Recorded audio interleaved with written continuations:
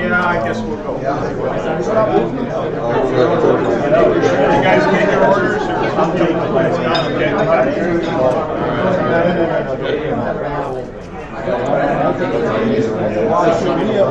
Should we order before you guys start? Should have. Too bad now. You could use it to lose a few pounds. All right, guys. Hey, thanks for coming down. It's a great turnout. You know, we have an awesome talk. Super stoked about this conversation we're going to have today. We got the man, the myth, the legend, Martin Henry, original gangster, number 2 on HPAC. He's yeah, and he's got an awesome presentation today, and I'm just really excited to see it, to be honest with you. So I won't hold you up. I'm sure he's got a lot of stuff he wants to get through, and we'll just get to it. Here you go, Martin. Thank you. I guess we'll start with the... Yeah, the mic's not working. Uh-oh, we're already gone into the wrong area. Oh, no, yeah. Here, you're going to Let's go right at the beginning, yeah. Okay. Brief history of time. I made a mistake on that, though. It's not just Western Canada, it's also Western United States. So, next slide. 1973. What's kind of cool is when you look back at some of the stuff going on in the world, Canadian dollar is at par. The duty on hang gliders, that was an amazing thing back then. Looking back, it's 18 to 24% if you wanted to bring a glider up. Trudeau, there was a Trudeau in the government, Canadian government. Nixon was doing something with Watergate. Inflation was running 6 to 8%. I like the part about Nixon, though, because it's America drama in their governing. OPEC was jacking oil, and we started to look at big prices in gas, and everybody wanted to get rid of the gas guzzlers. American Graffiti was in the theaters. Pink Floyd, Dark Side of the Moon, which is 50 years, which is why that's all you hear on Facebook right now is renditions of Pink Floyd. World population was 4 billion. It has doubled in the 50 years, and most of you weren't born. Actually, this crowd's a little different than I expected. Most of you are still fossils, so a good chunk of what's out there in the World Wide Web wasn't born at this time. Next slide. Okay, so I've been flying for 50 years. Got off the ground in 1973. I've got about 3,300 hours in the hang glider. Got about 1,000 hours at Woodside. I kind of went through it many times. The thing about the 1,000 hours at Woodside, that's like 1,000 trips up and down that mountain. Bev would have made a fortune. Paragliding for 17 years, although I got 250 hours.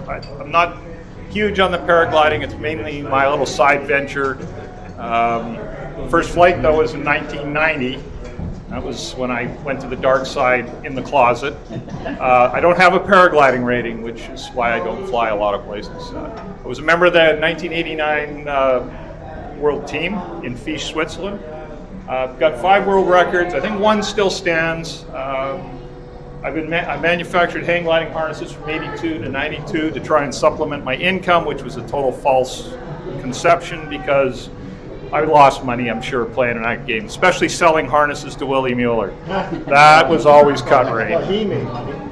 I built and designed a towing system back in the 90s, and it evolved into one of the world's only towing systems for rigid wings.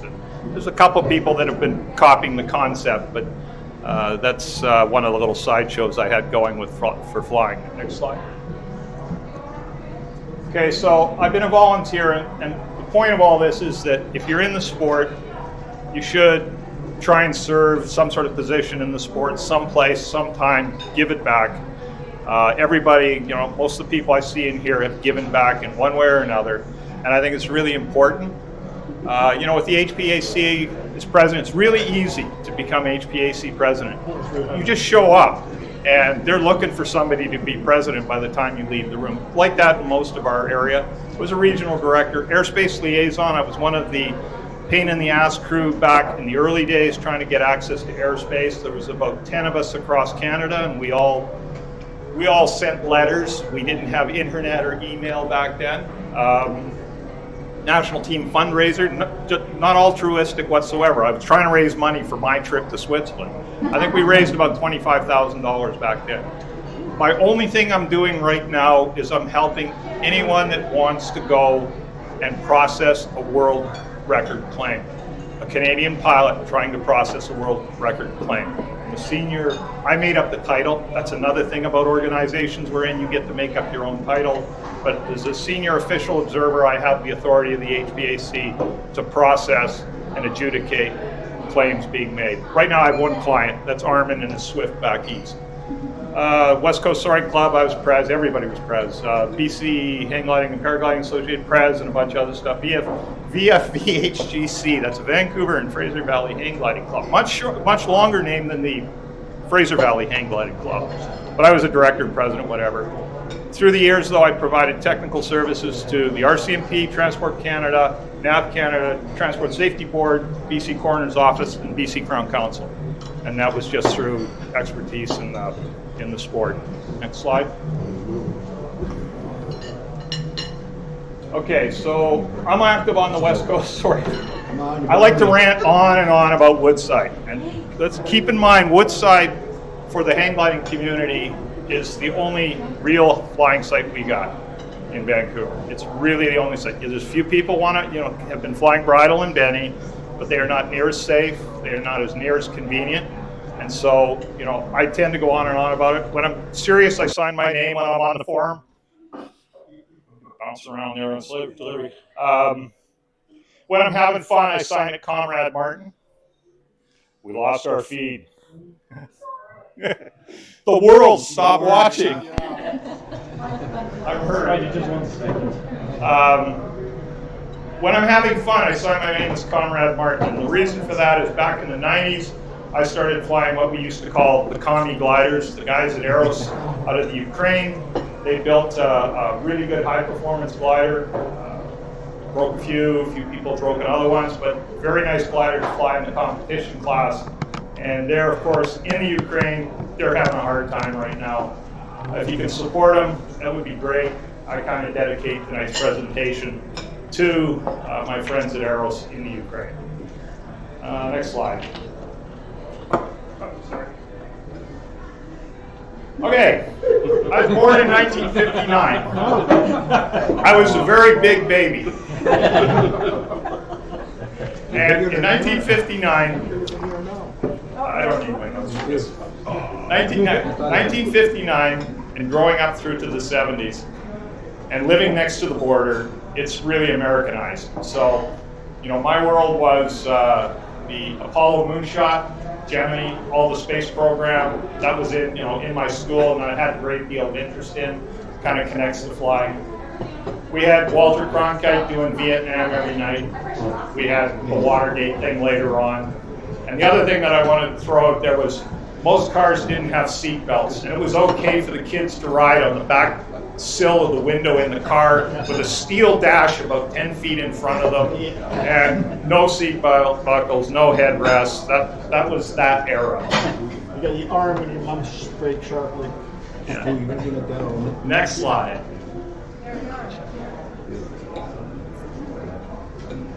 Okay, that is, remember all the white spots? That was 1973 in the spring, and a buddy of mine in school named Ron Stoll, he was 1 year older than me, kind of my mentor. Ron, had this idea. We wanted to start flying something. We had model airplanes. We had lots of interest in stuff like that. One of the big things at the time was we would take off and do these hiking expeditions and stuff, and we started getting interested in birds of prey and that sort of thing. I'm 13 years old, he's 14, and the next slide. Where is that? That Burnaby Mountain. Yeah, Burnaby Mountain. And so he came to school one day, and he had this magazine. And this magazine here, we looked at it, we kind of connected our interests, and we decided that we could probably build something like this. This is possible. And I'm going to just stop for a second here too. Popular Mechanics was basically the same thing as the internet is now. It's full of lots of BS. The articles have no content. There's no deep read when you look at this, just the pictures. There's crazy ideas and there's stuff that just disappears you never see again. So it's the internet, and it was printed, and it was a little slower, that's all. So big ideas would get out. I think the actual article was based on, it was printed in 1972. I think it was actually, a lot of photos were from 71, which was one of the big events. Next slide. So, I mentioned the first one. We thought we could build something like that. We flipped through the pages, you know, how to make a gun rack out of a carburetor, and you move on. You get through bias slide, radials better than whatever. And we got to this picture, and we looked at each other, and we both went, yeah, we can build this. This is not rocket science. Even a 13 and a 14-year-old can pull this off. So we started scavenging the neighborhood because we were trying to come up with something a little more techy than this. You know, we want a little more high tech, a little more aerodynamics. So we went scavenging the neighborhood for aluminum tubing, and the aluminum tubing was sourced from when people converted from Cablevision or from over-the-air television to Cablevision, and we scored a lot of tubing. And in the middle of all this, what I find kind of amazing is the concept, hey mom, dad, we want to jump off a cliff. And his dad had built an airplane. My parents were build anything. My father built houses. My mother drew the plans for houses. They could do anything. They had jobs. I think the only comment was, don't come back hurt and don't come back crying. And other than that, they chipped in. His dad took us up the Burnaby Mountain. My mother actually sewed up the first harness we tried to use. Kind of fell apart the first day, but the concept was there. And so anyway, they let us go ahead with it, and it started from here. Okay, next one. So with the okay, this magazine here gave it all credibility. This is like in the fall of '72. This is National Geographic. And actually, 2 years later, there was something that made it space-worthy, and that was Scientific American produced an article on hang gliding. And it was just like every picture we could get on, like just building this thing, we turned around and we would take out the ruler and look at the picture and reverse engineer everything to try and make it so it would work. And a lot of it didn't work.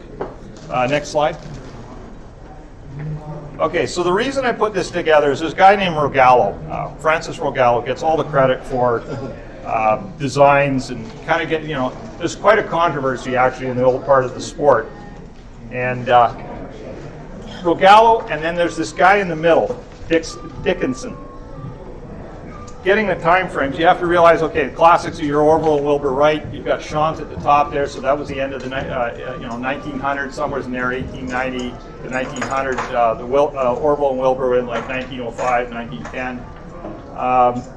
What I find kind of interesting, this is 1906.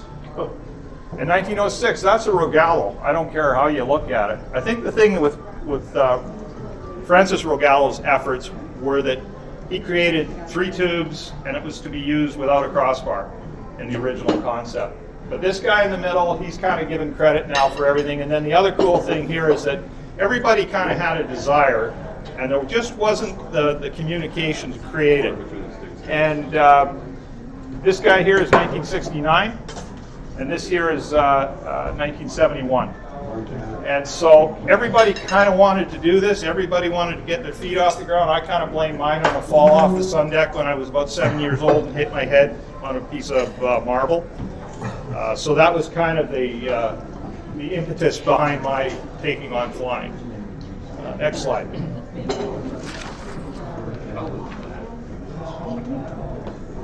Okay, I threw this in here because, of course, we broke everything on the first day up Burnaby Mountain. And then we came home, and Ron took off, and probably from the Popular Mechanics magazine, I haven't gone through to check, but he bought some plans. And he started building a proper Rogallo hang glider back in that era. That would be now going on 74.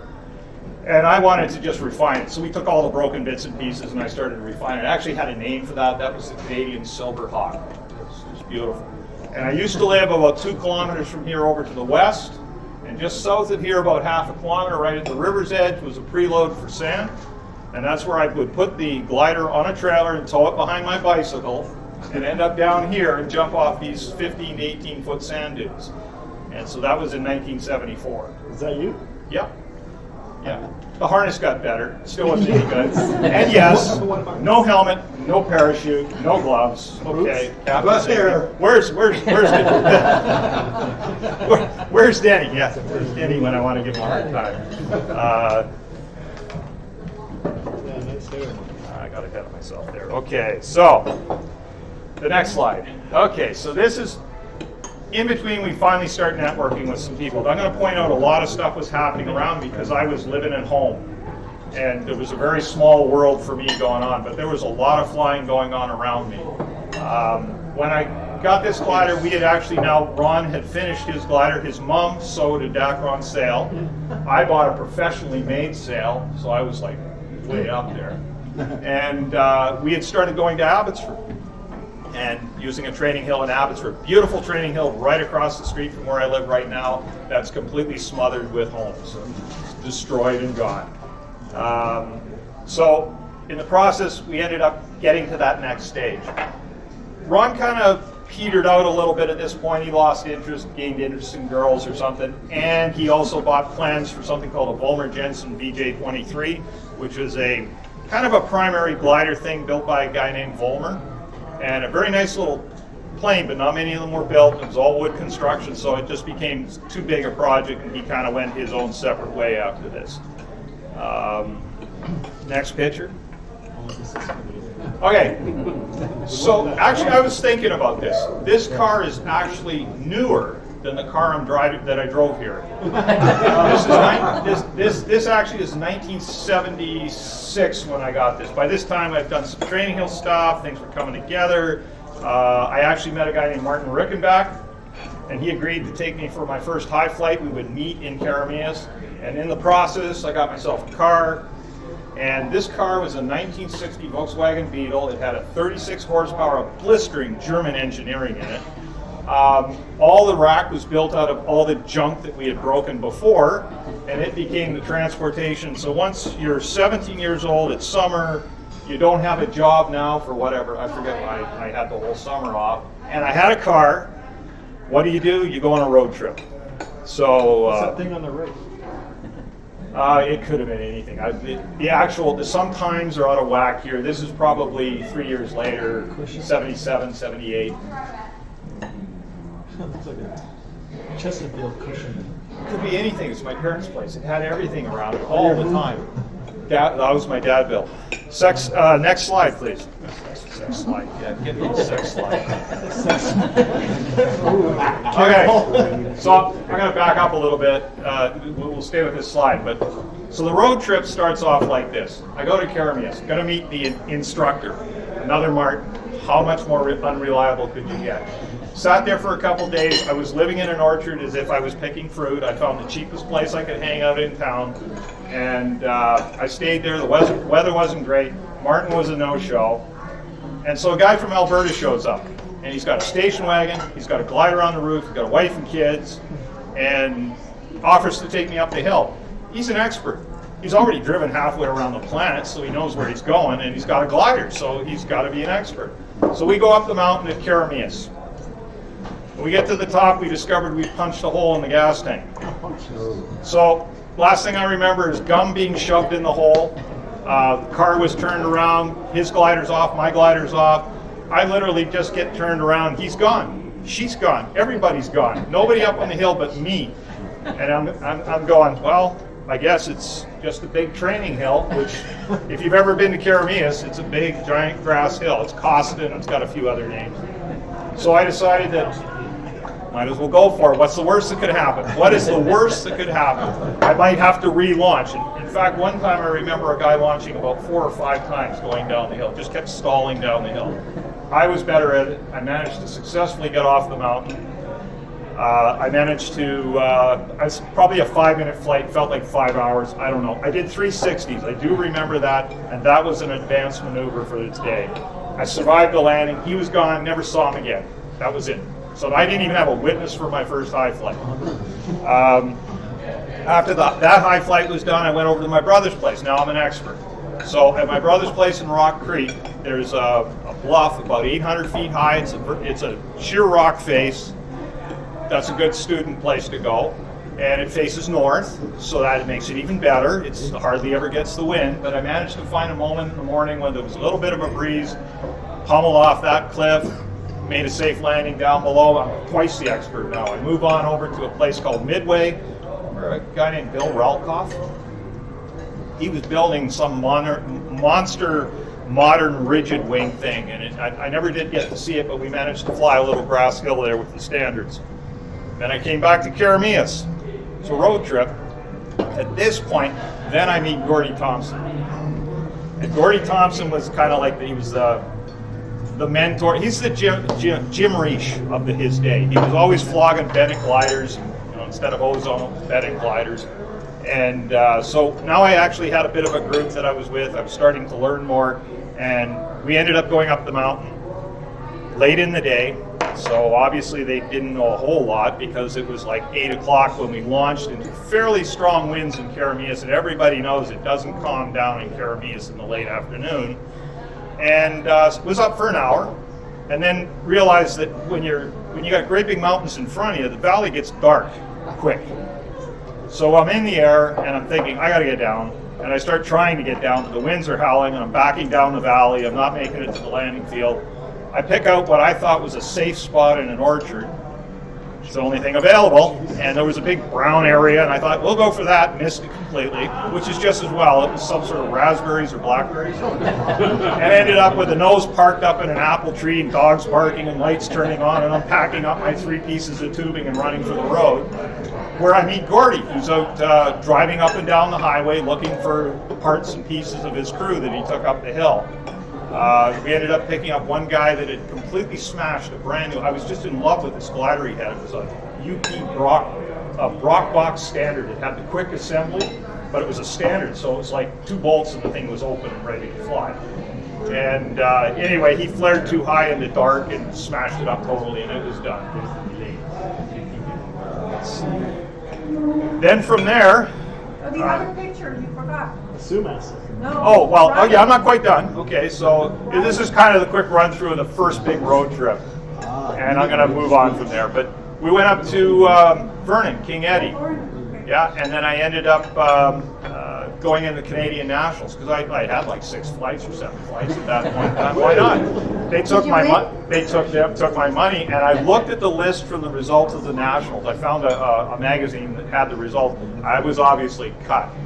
So the task you would see would be to fly the duration and then the number of pylons that you could accrue. And then they got further and further out and still make it back for a spot landing. So that was done. I think another 10 flights in that area. Came back to the coast, flew Sumas, flew Vetter. Yeah, and then next slide. Okay. I kind of like this in the back. This is GSI was the original logbook for a rating system. Nobody liked it, nobody used it, but the logbook was free from somebody. I just like the back page. It tells you how to, severed artery or whatever. And then the book's got a little bit more modern. Okay. Next slide. We'll see if this works out here. Next slide. Yeah, this is in the background. I don't know what the quality is going to be like, and you're going to have to hit play on it. We'll see how it all works out. Okay, this is Wreck Beach. And remember, I think paraglider pilots are nuts. Speedwing pilots even more so. But you're hanging by dental floss, and your ripstop nylon. Oh, the crowd's waiting for the death. No helmet. He's got something I'm going to point out about the harness is it's a plastic seat with some webbing around it, and there were no leg loops. In the first ones, there were no leg loops, so you could start sliding right up your armpits. And this next one's actually pretty good too. This is from a video called Wings. I think the audio should come through on this. Right. You know? You can really control where you're going. Oh yeah. Basically, the question was, can you steer these things? Oh yeah. Like, just. Oh my God.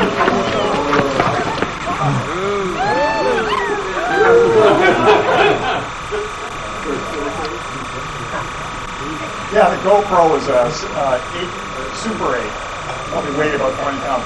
And if you listen carefully in the background, the story behind this is a fairly long video available from CBC. No, my God. That's an early Speedwing pilot. Not very good at When I ordered a copy of this in the 90s, I think a bunch of it was shot on 16 millimeter film. That didn't have video yet. And when I ordered a copy of it, the way I got the copy, I know they ran the projector onto a screen and parked a VHF camcorder beside it. So what you hear through the whole thing is the sounds of the gears grinding through the film. So that's from that era.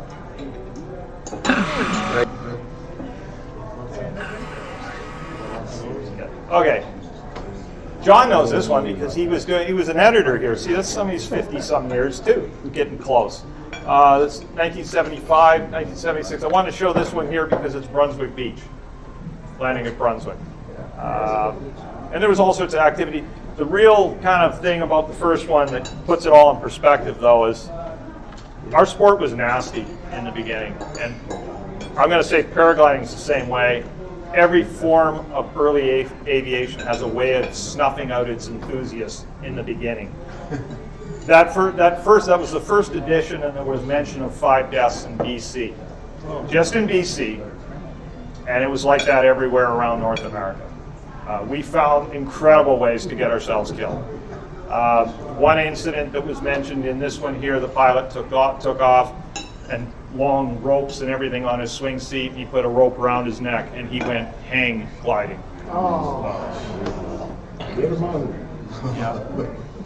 So there's a little something I'll explain a little bit later, but this is the kind of stuff that came. You got to realize too, when you got, like, you don't get up to surf the net. The mailbox is there, and stuff comes out in the mail, and you gobble it up. Every magazine you get a subscription to, you gobble it up. I like this one here where it's like a Stana Rogallo is really concerned about getting up with jet airliners and stuff. Yes, so, but they were talking about airspace.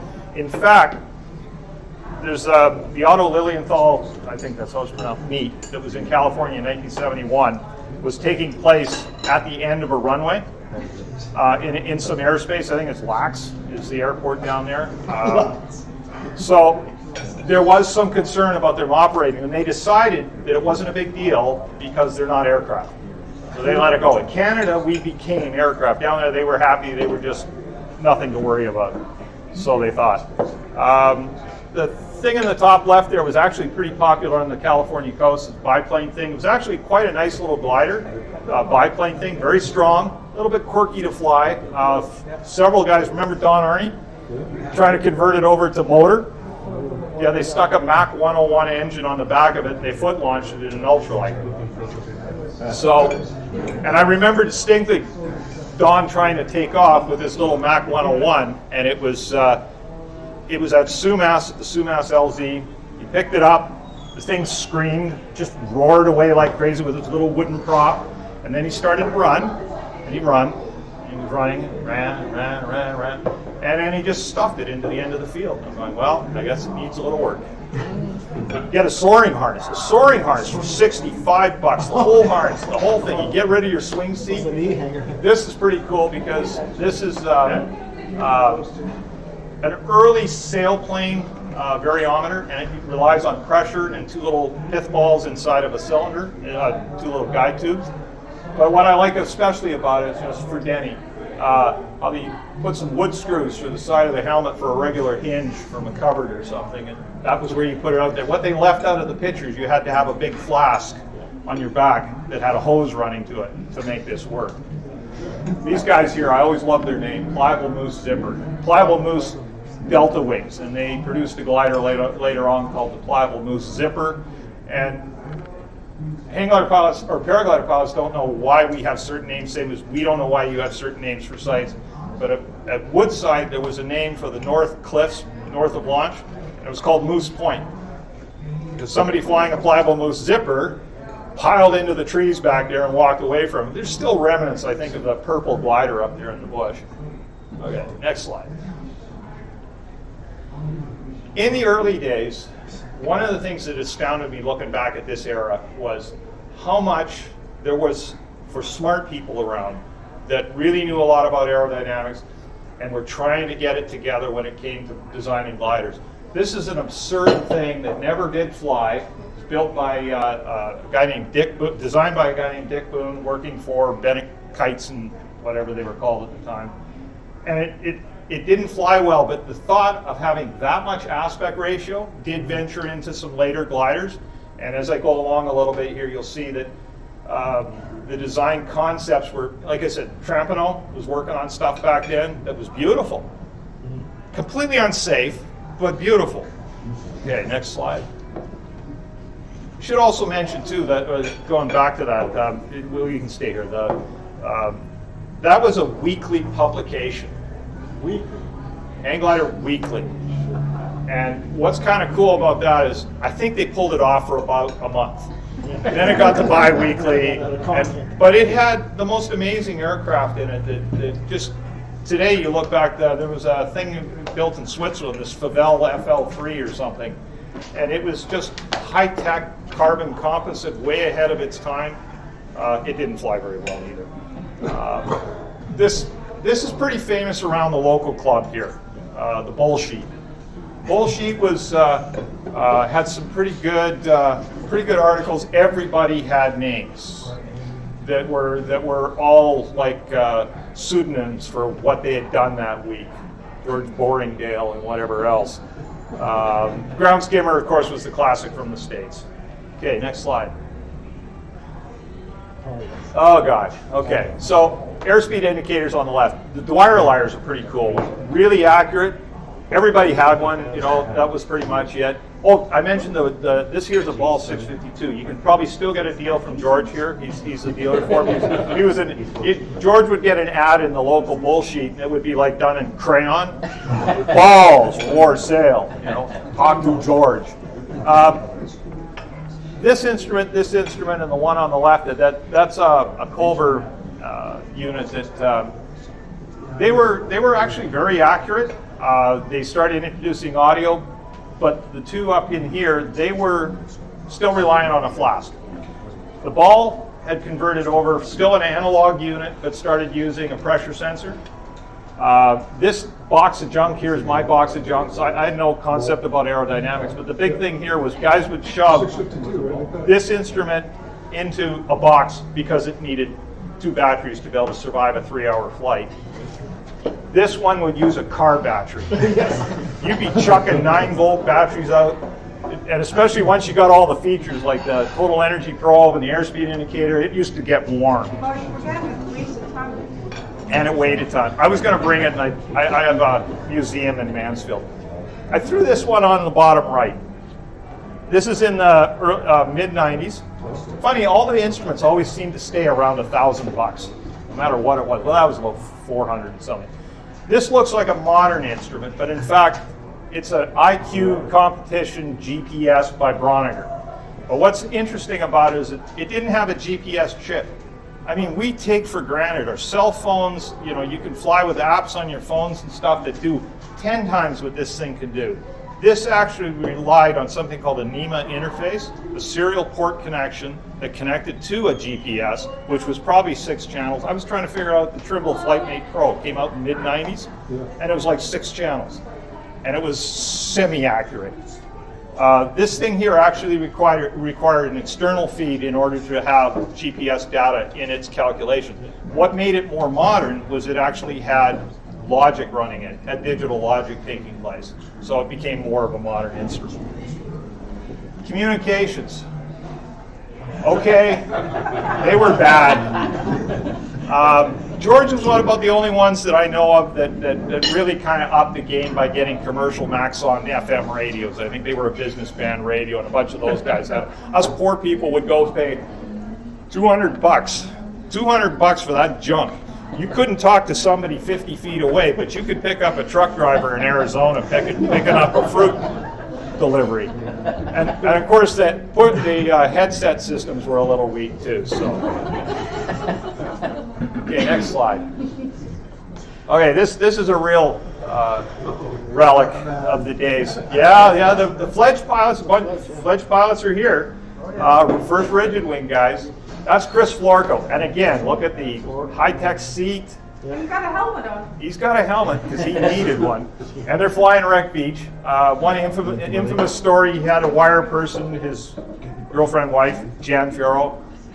She was out on a wing and they were balancing and they're parking in a really high wind and they lost control. So she ended up hanging on the wing out over the edge of the cliff and back in, and he was pissed off about how the glider got wrecked, and she wasn't going to talk to him for about a month after that. But the story behind Wreck Beach, it's really too bad we can't fly there. It would take a political miracle to be able to make it happen. People might do it, might be able to make it happen, but the essence of what went on there was airport, Vancouver, YVR, and Harbor have traffic going back and forth all the time. And the helicopters and stuff. And somebody got freaked out. They came across some hang gliding. They go, it's not supposed to be here. There was a big row. Some of our more, somebody who could do a tie-up or something, I don't know who did it back in the day. They went and met with officials. And we came up with some standards. And the standards were something, I never got to fly the place, but the standards were something like, don't go over 1,400 feet. I think that was an altitude that was important at the time. And don't go more than, I don't know, half a mile in front or 500 yards up in front of launch or something like that.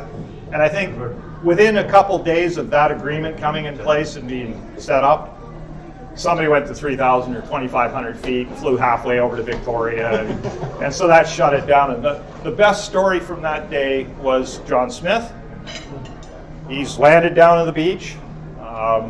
He's got his glider all rolled up. He's coming up, and the cops have been called because we broke the law there. And he's marching up the trail with a hang glider on his roof, and the Keystone cops are coming down the hill. Could be RCMP because it's UBC. And they came to him and they said, we've heard there's some hang gliders down here at the beach. They've been flying here. We got to talk to these guys. And John was pretty quick, especially when he was in trouble with the law. And he just went, I think there's some down at the end of the trail and you head that way. And marched past them with the glider. And they just went off down the road with their billy clubs getting ready to do whatever. Next slide. Okay, this is a real old time. He was freaking old then. And that is a beautiful aircraft. Yeah, he's probably only 40, that's right. He weathered himself in other ways. Vern built this thing called the Mitchell Wing B-10. And the Mitchell Wing B-10, again, kind of sailplane technology hanging around in the hang gliding background. All wood, except for the metal cage underneath. 3-axis control, flying wing. Actually pretty poor performance. This thing was lucky to get 12 to 1, 11 to 1 for all the inconvenience. You know, he would put it on the roof of his 1956 Chevy Bel Air 2-door. And it would be this giant wind dam, or he had a trailer he put it in, and he hauled it around. He was proud of that baby. I remember when he was putting a cloth on the wing. It's called doping the wing. When you fasten the cloth on and then you put on a doping material shellac on the wing. And I came over to his house and I just saw shadows moving in the house. The house was completely closed up and he's got some paint thinner going on and he's in there doing his wing. I snuck up on him, but I think it ended up stuffed in at Lumbee someplace a long time ago now. Anyway, next slide. This is great. When I hear people talking about Point Roberts, I'm not kidding. We smashed a lot of pipes down in Point Roberts. I know a guy, Barry Birtle, landed on the roof of a house. I don't know, smashed something up down there. This is Dave Craig, who's really laid back, but you got 3 guys trying to hang on to him. You can see it's occasionally windy back there based on that tree. Everybody's anticipating, you know, nobody's got a parachute. He's in a swing seat too. He's flying supine. And they pull it off. They got away with it a few times. But God, what a lot of work. I mean, you go down and guys would come back with I think it was Chris Florco got caught out in the water and the waves were coming in and he mistimed it, he tripped and the waves went and crushed all 4 spars of his fledgling. We had another fellow quite a few years later, I won't say his name, but anyway, it was the west side of Point Roberts where there was some private residential spot. He managed to get a launch on the west side, which is cool. If you get in the air, it's a beautiful place to fly. He ended up blowing it and landing in trees that were way too close to the launch, and spent like 8 or 9 hours in a tree, and they had to get a SWAT team in from Bellingham, and it was a complete gong show. So after that point in time, it was known as Point Bob. Point Bob. Yeah, Point Bob. Okay, next slide. That's a Vetter Mountain contest that Chris Smith shows you that it flies. You know, it's like I say, a fairly neat glider. You like this next one. Go to the next slide. Brunswick. I didn't have a good quad. George can barely figure out the internet. I was trying to go to George. It was Tom Swish. He was going this way originally, but and I don't see a parachute on him yet. So I'm trying to think that's still 1979 or so, or 80 maybe, or maybe leaving the chute off because there was possibility we were going in the ocean, like I did once. Yeah. No, I'm not in that harness. That's pretty skinny. And this is the place where I almost drowned. I landed on the beach side, on the south side. It's a nice long gravel beach. But on the north side, when the tide's in, you can land on the point, but you got to be dead on. And it's a big long curve, and I was not paying attention, aiming for the point, and I landed way out. Like I said, halfway through Japan. And I got really calm under the glider. I remember looking up, seeing the sun shining through the sail, and I'm underwater, and I'm thinking, it's not a good place. We need to go someplace else. Next slide. Okay, so I come back to the coast, and this is 1977, Bridal Falls, and I was really surprised in one of the Kinko's magazines. Somebody flew, it looks like 1975 or 1976 Bridal Falls. So it was actively being flown back then, and I'll get to it a little bit later where this launch was, but it's up above the saddle of Bridal at about 4,200 feet. Volkswagen Beetle took 3 gliders up the mountain plus a driver. That was 6B. After I gave up on my standard glider, and Gordy Thompson, the dealer, flogged me a Phoenix 6B. I love it looking at the entries in my logbooks. Every glider was like amazing. That is a piece of junk, but it was amazing. Back then it was real amazing. Okay, next slide. So, a little story behind the Phoenix 6B, my first commercial glider. I go off Vetter Mountain, I hang right, I cut him really nice and tight, and I get over the top of the mountain. And I'm going, that's how it's done. Twice yet. Soaring was a little bit, not a lot of people were getting soaring back then, especially when you had my level of skill at the time. And so I got up over the peak at Vetter, which is a rare flight, and I thought, okay, that's how it's done. So 2 days later, I turned right off launch, got in really close, and stuffed it into the trees. So I thought it over, and after almost 3 days, and tree landings, okay, you guys have the paragliding community now have an arborist, a search and rescue team, they have a therapist show up, they have counseling services afterwards. They got the whole gamut. Back then, they didn't even know I was missing. They didn't care. And later on, if you got lucky, your friends would show up with cameras. That's as good as it got. Okay, so after stuffing it in the trees, I came to the conclusion what I really needed was, obviously, I didn't need any more skills, because I had those. I needed more performance. So I bought the glider on the left. That was a Phoenix 8. Still sticking with the family. Like when you buy from Jim, you always buy an ozone. So that got stuffed in the launch. After my first flight at Woodside, 1977, 78, in that area, we started using something called the lower launch. And it's a sharp switchback at about 1,400 feet. When you change direction, you keep climbing the hill. And lower launch, somehow miraculously, I don't know who did it. They're probably not even alive anymore. But one day, all the trees were gone. And there was a launch there, so we built a launch. George Boreal destroyed the ramp that was there. He had some Darwin idea where we roll a great big boulder down the ramp off the road, and as it started to roll, it immediately crushed the ramp and then fell off the ramp, so that's his fault. So anyway, after stuffing it into the lower launch, again, I knew the biggest problem was I didn't have enough performance. So I got this glider. This is the Phoenix Mariah. Okay, the Phoenix Mariah was built by that guy in that hang gliding weakling with the really high aspect ratio, Bennett gliders. Was way ahead of its time in terms of the concepts involved with getting performance out of a glider. Midspan control was a big deal. Getting a glider that didn't have billow in the middle was a big deal. Everybody had just been trying to stretch the wings longer, exactly like paragliding. They just started pushing the aspect ratio and didn't really understand the mechanics of what's going on inside. That's where this glider fell into the design of the time. Things were getting wider, faster. This thing could almost keep up with a Fled, which was pretty fast at the time in high winds. It had one small problem though. It liked to break up. It liked to come apart because it was 36-foot wingspan and it was made out of 1.5-inch tubing. And it was, I think it was some sort of decorative tubing that they could get because they were having trouble getting aircraft tubing. And kind of the kiss of death back then is if your glider started hurting people or causing problems, the word got out faster than the internet could get it out. There was a major contest in the Owens Valley. Factory pilots, I think they took 3 over in one contest. They both came down under chute.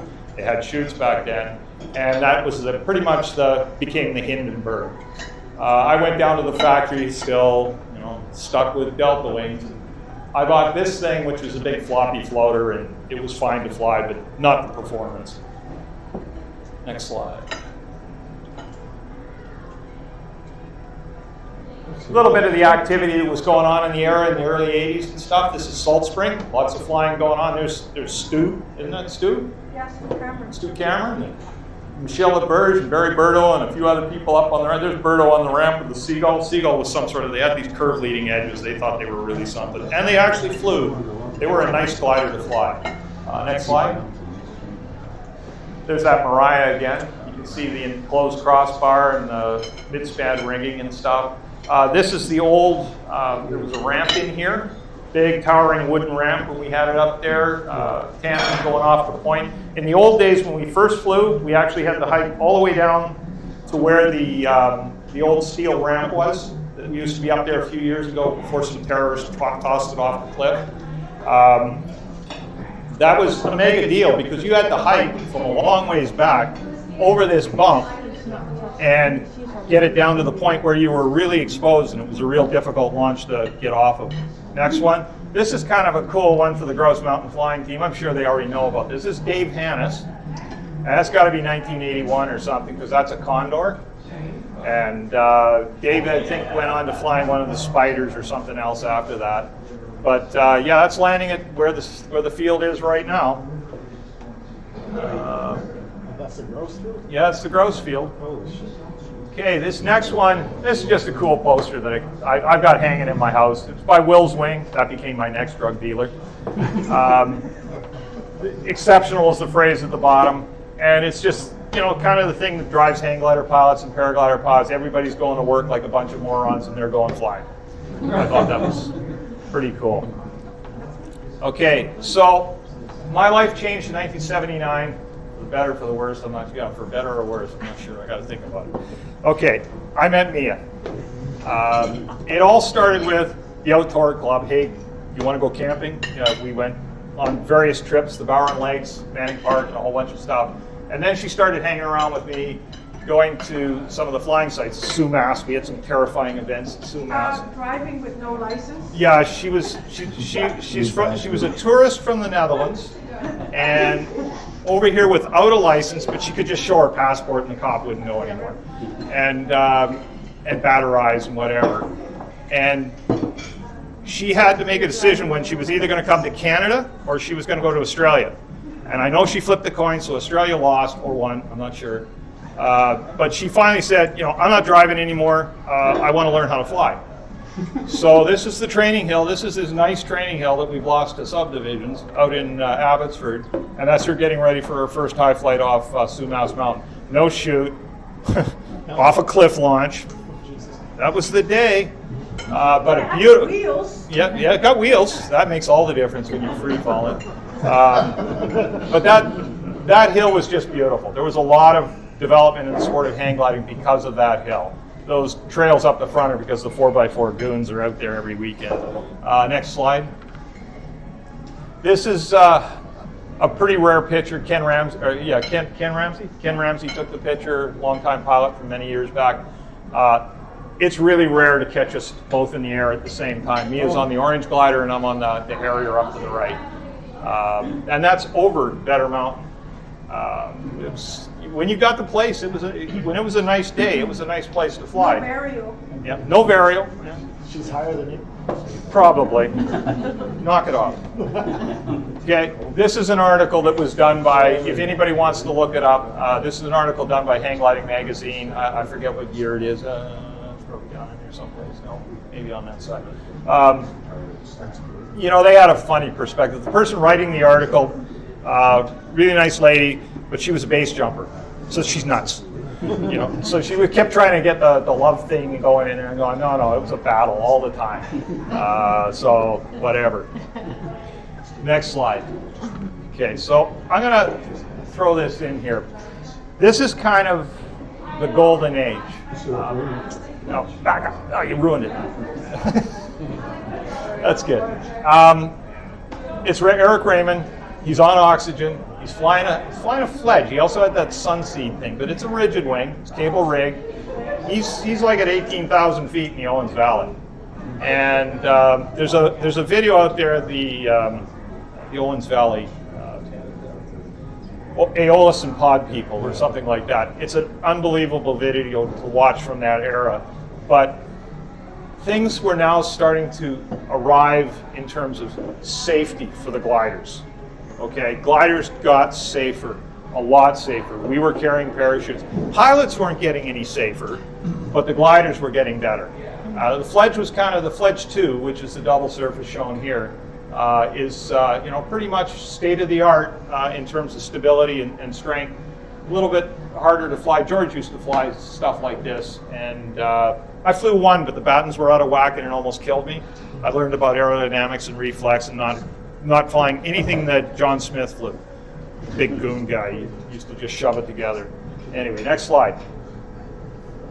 So what was going on in the sport kind of culminates with this glider here. This is a Comet built by UP. It's not the only version of a glider that came out that kind of broke the barrier in terms of now we've got something safer. They're flying further, they're flying faster and higher. The sport really picked it up a notch at this point. Other manufacturers started to copy this. Willswing was a little slow getting onto their double surface, but because there was a belief it really didn't make any difference, it did. And it also created a kind of a new era in design, and it was the base for which pretty much, typically an average pilot from today wouldn't know the difference between this, which is 1981 or 1980, to something that's flown right now. They're almost all the same. There's more technology gone into what we have, but that shows how safe they could get. Next slide. Oh, so Well, you see, okay. So there's a good point and a bad point here. Okay, the good point is the glider didn't break up. This was at Grouse Mountain. He blew a loop. He ended up upside down, wallowing around on his back, and he threw his chute. Bad news is parachutes still suck. You can see this chute isn't even open properly. It's big. They were round. They were more or less just taken from the parachuting world and military, big round stuff. You can see it's starting to twist up in the bridle. He survived fine. He ended up, I don't know, crashing into the side of a house or something. Roof, landed on a roof. And then there's the other, the midair. There's pictures of that out there too. That happened a couple years later. But the glider was safe. The pilots were trying to do loops with them. We were just starting to push the envelope, much like paragliding, where the aerobatic envelope changed. In the beginning, it was risky, and then as you began to get into higher performance wings with more design and concept and aerodynamic internal parts and pieces, they became a lot easier to fly in an aerobatic condition. Next slide. To subsidize my income, we build harnesses. I built a couple hundred harnesses. I just straight copied. I ripped off Eric Raymond or somebody at the time. I lost money because I sold a whole bunch to Willie. Willie Mueller out of Cochrane. He was the big dealer. I just thought I'd throw some of the design issues. Somebody mentioned wind lines in Hawaii today in a posting. A company named Wind Lines. Anyway, that's actually my name. I got to sue somebody about that. The beaners that are there have all been broken and snapped in half and tested. That's a steel one in the center. So I was doing TSO drop testing where you put weight, about 500 pounds and a G meter on the harness, and I was testing them. They were so ridiculously overstrength in those days. Again, the pilots were the problem. You know, it was just that sort of thing. Next slide. Okay. Yeah, this is just looking back at some of the flying sites through the 80s and 90s. Okay. Next slide. That's old Woodside all carved up and all the trees are gone. I was just like, is the whole Woodside cleared yet? No. Yeah, you can go forward from this slide here. Okay, so starting near town here, this has a bit of history to it. Although these sites weren't flown till quite a bit later in the 90s, Burke Mountain, Blue Mountain, up near Alouette Lake. Why there's a bit of history here is in 1930 and 1940, there was a glider operation that used to operate, and I don't even think out of Pitt Meadows. There might have been a tug strip a little bit further out in the polder. So there was sailplane operations here at that time, and they were flying really crude primaries, a Bigsby and a few other things back in those days. Burke obviously faces the wrong way, long trip up. I don't know, it could still be flown now. Good LZs and stuff could be made available out front. Blue was a problem because it was not only a long road to get up there, there was really very little to land at down below it, and it was a long ways to get anywhere landable behind it. And now both of them are pretty much out of play when it comes to airspace because it's about 4,500 feet there. Next slide. This is an interesting spot that a lot had to do with whether there was a road and whether there was logging. The first primary one here was this ridiculous monster ramp. Now there was a fellow back in the old days named Vic Noel. He had a sawmill, and he hauled up to the top of that mountain, Dewdney, the northwest ramp, and it was pointed into a slot that was practically into the trees. This thing was about 10 feet or 12 feet in the air, and it was about 30 feet long. It was terrifying. You wanted to be on a glider to get off of it. I flew it about 6 times. That was a Don Arnie incident too. Don Arnie had a Volkswagen van with a Corvair engine in it. Halfway up the mountain, the engine fell out. So we stuffed a log in it. Don drove it down, but some guy with a pickup gave us a ride up to the ramp, and we flew off the ramp.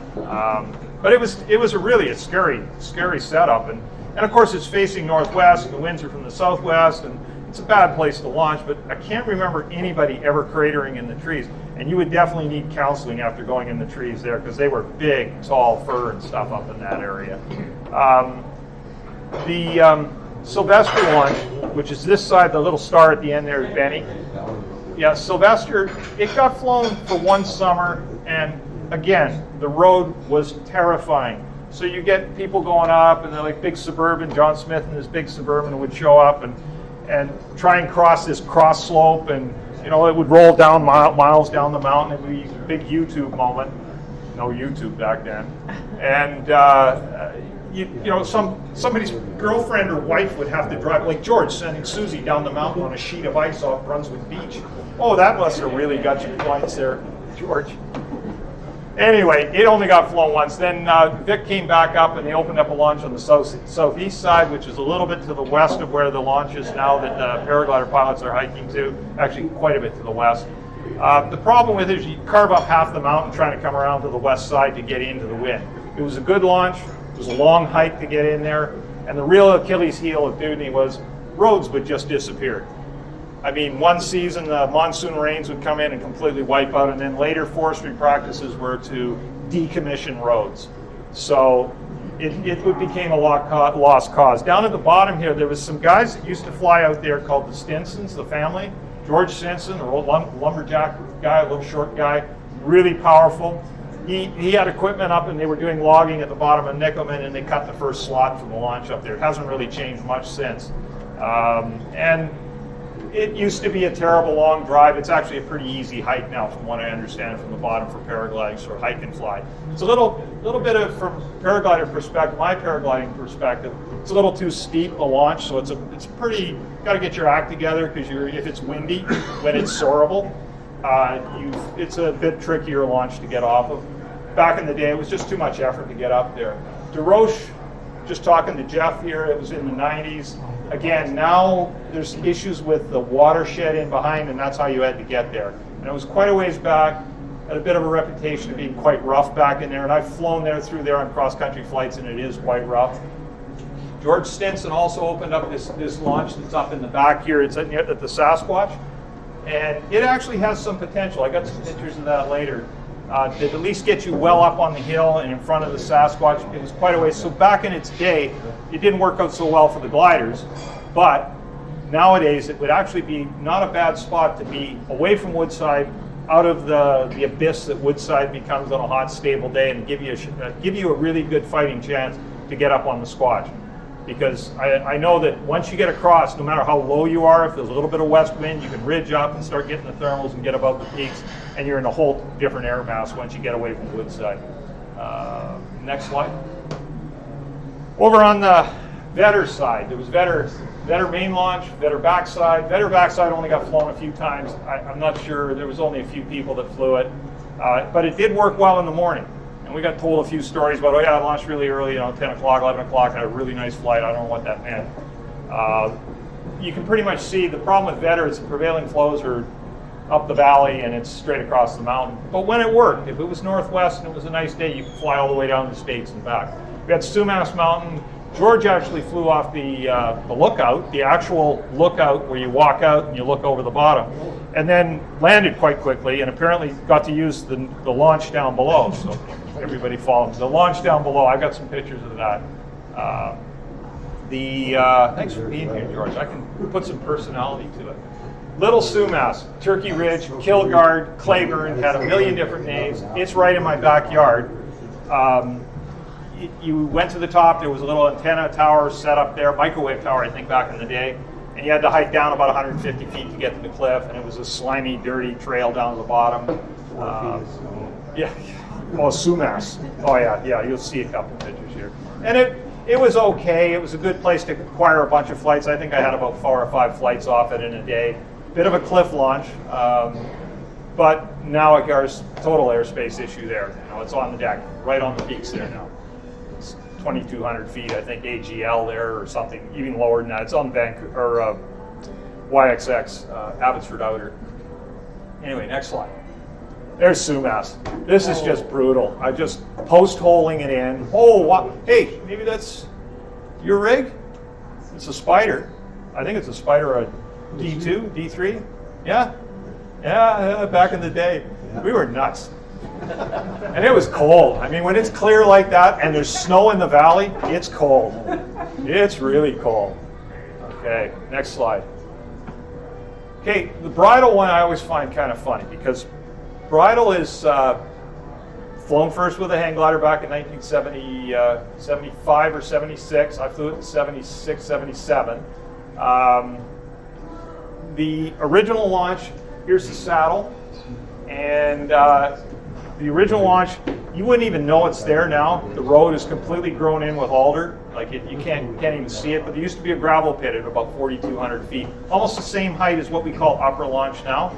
And the upper launch came about when there was some logging going on, and I got some pictures of that too. There was some logging going on and it created a beautiful launch up there, and we did a little bit of backhoe work and got it cleaned up. And we had actually also flown Elk and Thurston via the Chipmunk Creek side. And I think it might not have been Thurston, it might have been Mercer. Somewhere's in there we had flown there, but you had to land in the Chilliwack Valley. Not great for.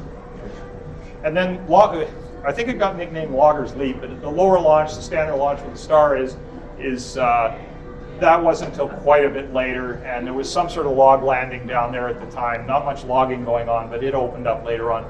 This lower launch was actually just a switchback on the road further east to where our current launch is now, and it was just because you couldn't get up the higher part of the mountain.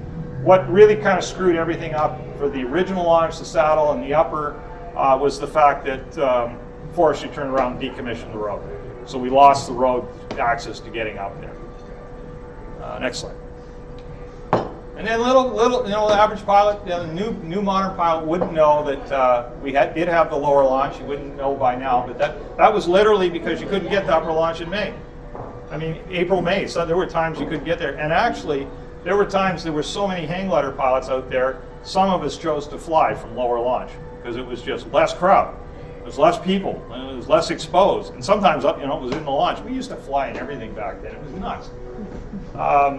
The old backside ramp was an experiment. There was a few people flew it. I don't think the prison liked it too much. It was supposed to be for morning. Of course, it doesn't face the right way. It was on a bit of a shallow slope, and of course, it had a ramp. Everything we did had ramps back then. Got free wood, we had ramps. Yeah, I guess that's it for Woodside. Various landing fields. The best field is out of there. I put a star out in the middle of a river there because that was used quite often for landing. I remember watching a guy almost drown. But let's see, the events that day where this guy landed out in the river. Leo tumbled his glider and deployed his parachute, hang glider in the LZ. I watched two paraglider pilots get dragged across the launch, dragged in the weeds, and behind there was a big guy from Slovakia. I can't remember his name now. Used to fly a Disastra or something, APCO Astra. Just got hauled backwards off launch, and I think an ambulance got called for somebody who landed in the swamp. It was just a wonderful day. Search and rescue was everywhere. The guy who landed in the river had missed the dry land that he was trying to land on. Flew out an extra few yards off the shore of and then I watched the glider sink. And I'm thinking, well, this is not good. I don't see any splashing. I don't see anybody going, but he made it fine and even got a ride back with some guys with a boat. George is good at catching rides with boats. Okay, next slide.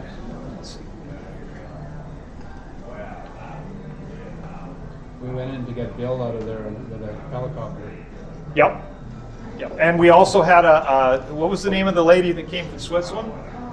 She had a great attitude, oh, it's really windy, I can't penetrate, I can't get out to the landing field. I'll just fly around the corner and I'll land and I'll call somebody on a telephone. And I'm going, well, there's no telephone, there's no place to land, there's no cell phone. That's when Steve Best was chivalry, go out there and save the damsel in distress. And they were barking, he was taking his clothes off so he could wade through water. That's what he said he was doing. Okay. This is some of the development that the paragliding community should really know a lot about that took place back in the day. The guy in the middle is Dale Lair with his backhoe, and when we had the big tall ramp, he's the one who decommissioned the ramp. And you can just see an old berm that was here, decommissioned the ramp, sloped it off, and that became the first phase of our development of the launch. And later on, a guy from Bunk, contracting out of Agassiz, brought up a real beast and spent like 3 days sculpting ground up there and rounded it off even further. We put a lot of time and a lot of money in that, and I think, I'm guessing close to 25 feet vertical was taken off the mountain. Yeah, Woodside was actually 5,500 feet when we started. We kept kicking rocks down when we were waiting. Next slide. Okay, so this guy here, major pain in the ass English, so-and-so, Barry Bateman. He was the first administrator for the HPAC. He's number one. He's number one. Why did he get number one? Because he was the first administrator for the HPAC and he had to set up a new database, so he got number one.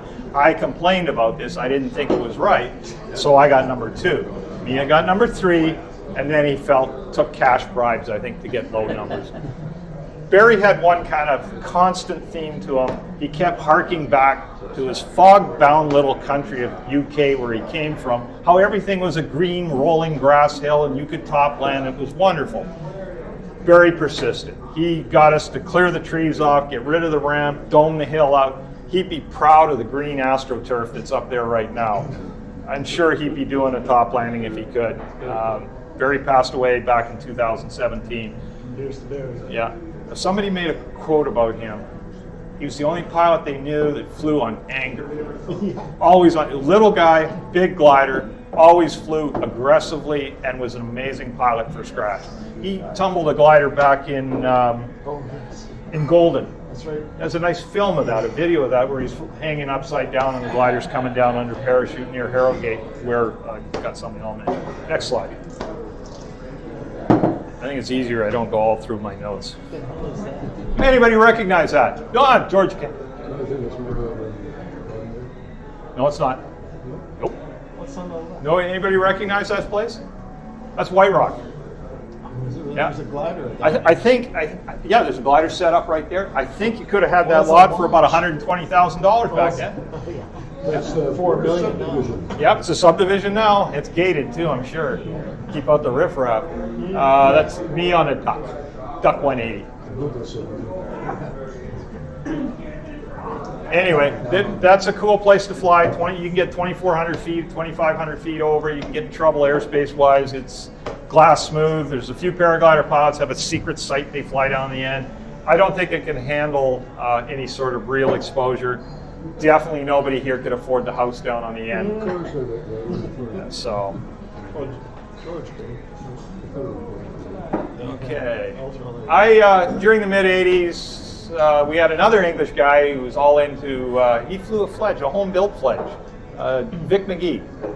And he brought in a Charger Trike from, it's a motorized trike contraption you bolt onto a regular hang glider. He flew it on a little fledgling. I flew it a little bit, no helmet, no chute. Oh, excellent. No, that's an old Duck 180, and it was really not good for it.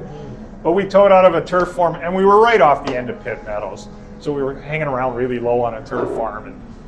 But no, I didn't go anywhere with that. I didn't care much for it. Too big a contraption. This is just showing that even we did the helicopter thing up cheap.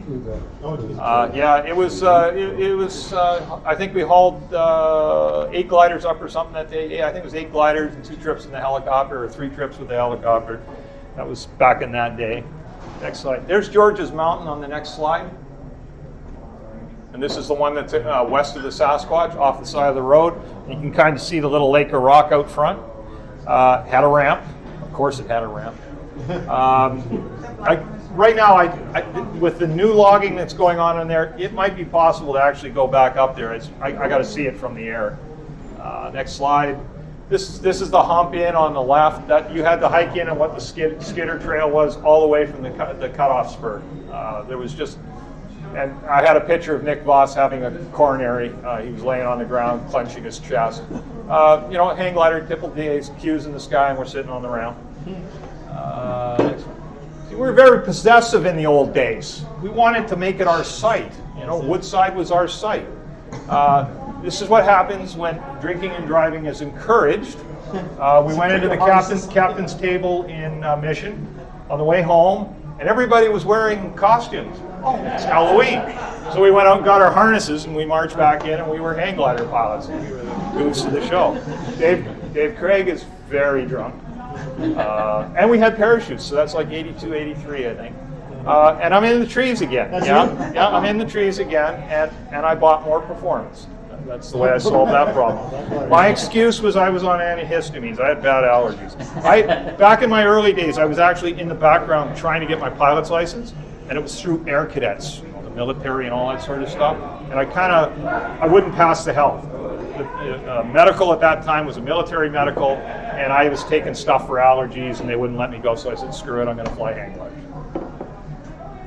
Next one.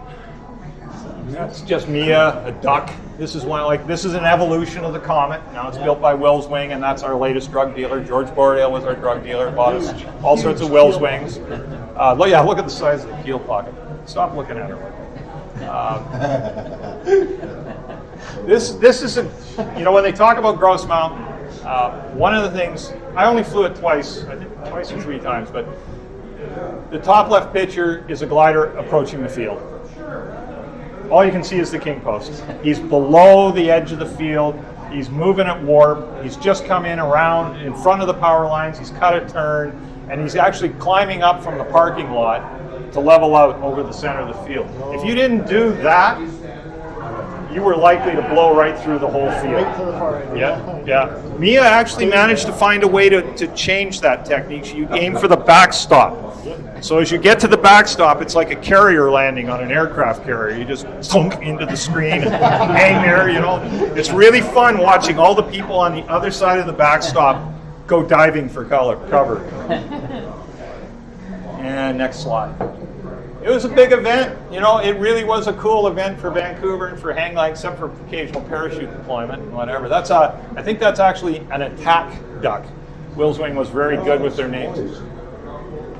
Oh, it's a Moyes. There you go. Could have been, yeah, the chrome helmet. I bet that's Steve Moyes.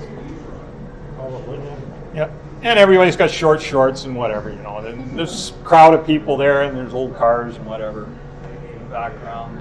Next slide. This is up on launch. I don't know why hang gliders like to do this, but yeah, we perch our gliders on the ramp. Looks good. That's me in the front, Mia's glider. That's Dave Craig. Dave Craig's going to go out and do the world's most amazing spins. Next slide. Okay, this is the when we pretty much got open on bridle upper launch. And when the paragliders came along, for some reason, this got changed from upper launch to codeine. And that was renamed codeine, and that had something to do with Max and his instruction. The story behind the center picture is there was a giant log blocking access going in. The forestry guys probably just blocked it off so you couldn't get out on the landing, or drive out on the landing and drive off a cliff. Like the ramp at Vetter. We had a short ramp on Vetter. Some guy took his girlfriend up there, was trying to make fun, you know, oh, I'm going to scare you. And he kept pushing the car out onto the ramp. The ramp collapsed and the car slid off the face of the cliff. She had to go out with a broken collarbone to go get help that day. That was back in the early 80s. So this log was blocking the road and access to the launch. And somebody noticed it moves. So that seemed like, okay, we can move it. Where are we going to move it? Well, we'll move it down the hill, obviously. We're not going to move it up the hill. That's pretty stupid. So we all started rolling this thing. And it was just like a Monty Python skit. Because as we released it, it started rolling down the mountain. What seemed like a good idea at the time suddenly seemed to have physics, ramifications, possible liability, as it was mowing down saplings going down the tree. And when it hit some big boulders about a couple 100 yards down the mountain, it exploded. And it just burst, and we got, oh, okay. We don't know how that happened. Is that just Bill? Yeah, that could have been, yeah. Next slide.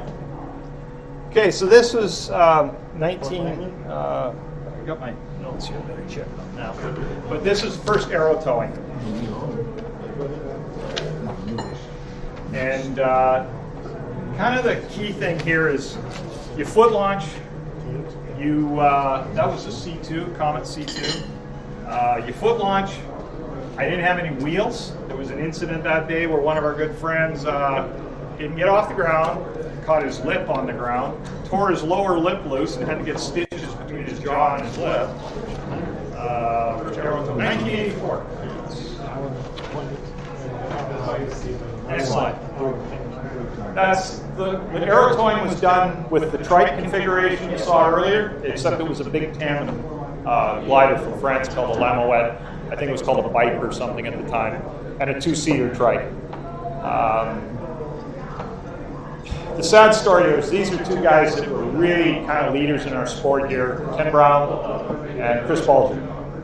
And Chris Bulger was in Chelan about a year later, and he was operating the trike and hit turbulence while towing the glider, and he was ejected from the kite because he didn't have a seat at the time. It was a freak thing. He didn't have a procedure for making sure he was strapped in, and it was easily done on the two-seater because you had two sets of belts. You always had to keep one buckled up so you could jump in the tug and have the seat belt already buckled up and not realize it and not go through the process of putting it on.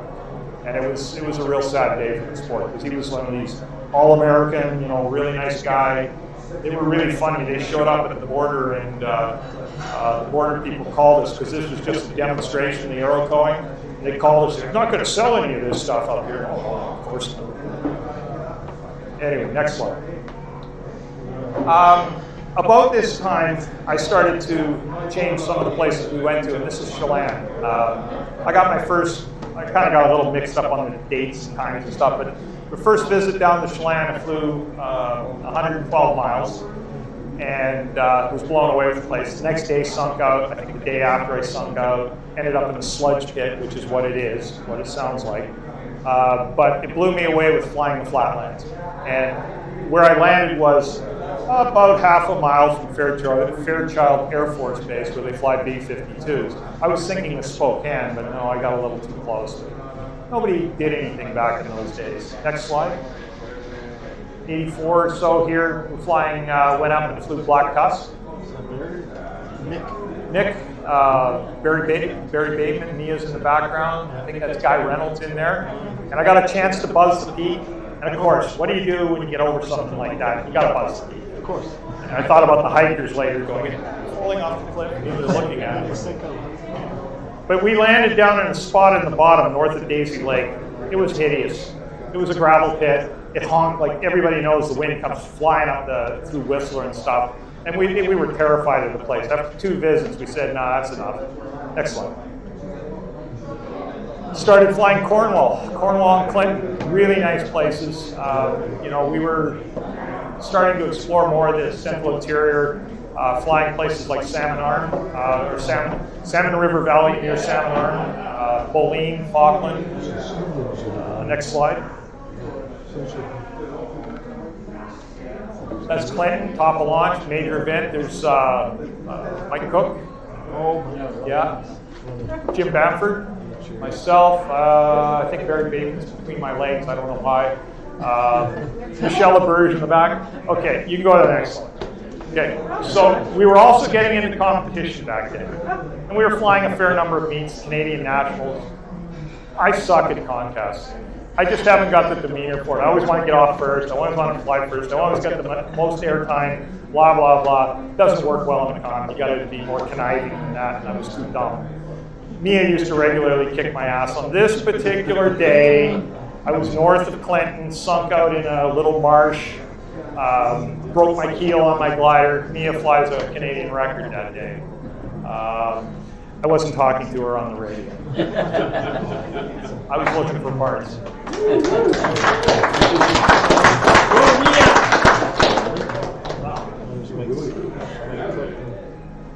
Oh yeah, okay. Yeah, so regardless, managed to manipulate the system enough that I ended up on the Canadian team. This is Mark Bourbonnais. Mia was on the team. Rick Mercer. Rick Mercer was a very bad man. He was a very conniving little guy. Willie Mueller with that dumb grin. Tony Schmidt in the background, and myself there. There's a member missing from the team. Mia actually assumed the backup role after a bit of controversy. Our best pilot was Randy Haney. And Randy Haney kind of didn't do comms, but he was our best pilot. I mean, he had set a world record flying Golden, lower launch. You wouldn't believe what lower launch means, all the way to Trago, Montana. Okay, he flew 202 miles back in the day. He also flew a flight, I don't know the dates, but he flew from Savannah to Grand Forks. It's a killer flight, and it's through some pretty amazing airspace, or topography, probably airspace too, come to think of it. Couldn't do it now, I'm sure. But he should have been in the picture, but he was probably off having some sort of a snit. He used to like to call us the coneheads. If you know anything about Saturday Night Live, look up coneheads, you'll understand we were all coneheads. We left him behind a couple times because he was always late, but he was our best pilot, ended up in the top 10. I ended up in 60 something. I didn't suck too bad. I think Mark Bourbonnais was in the 40s. Willie didn't do well and got cut. Everybody else got cut and went drinking. One little story about Willie Mueller and that contest.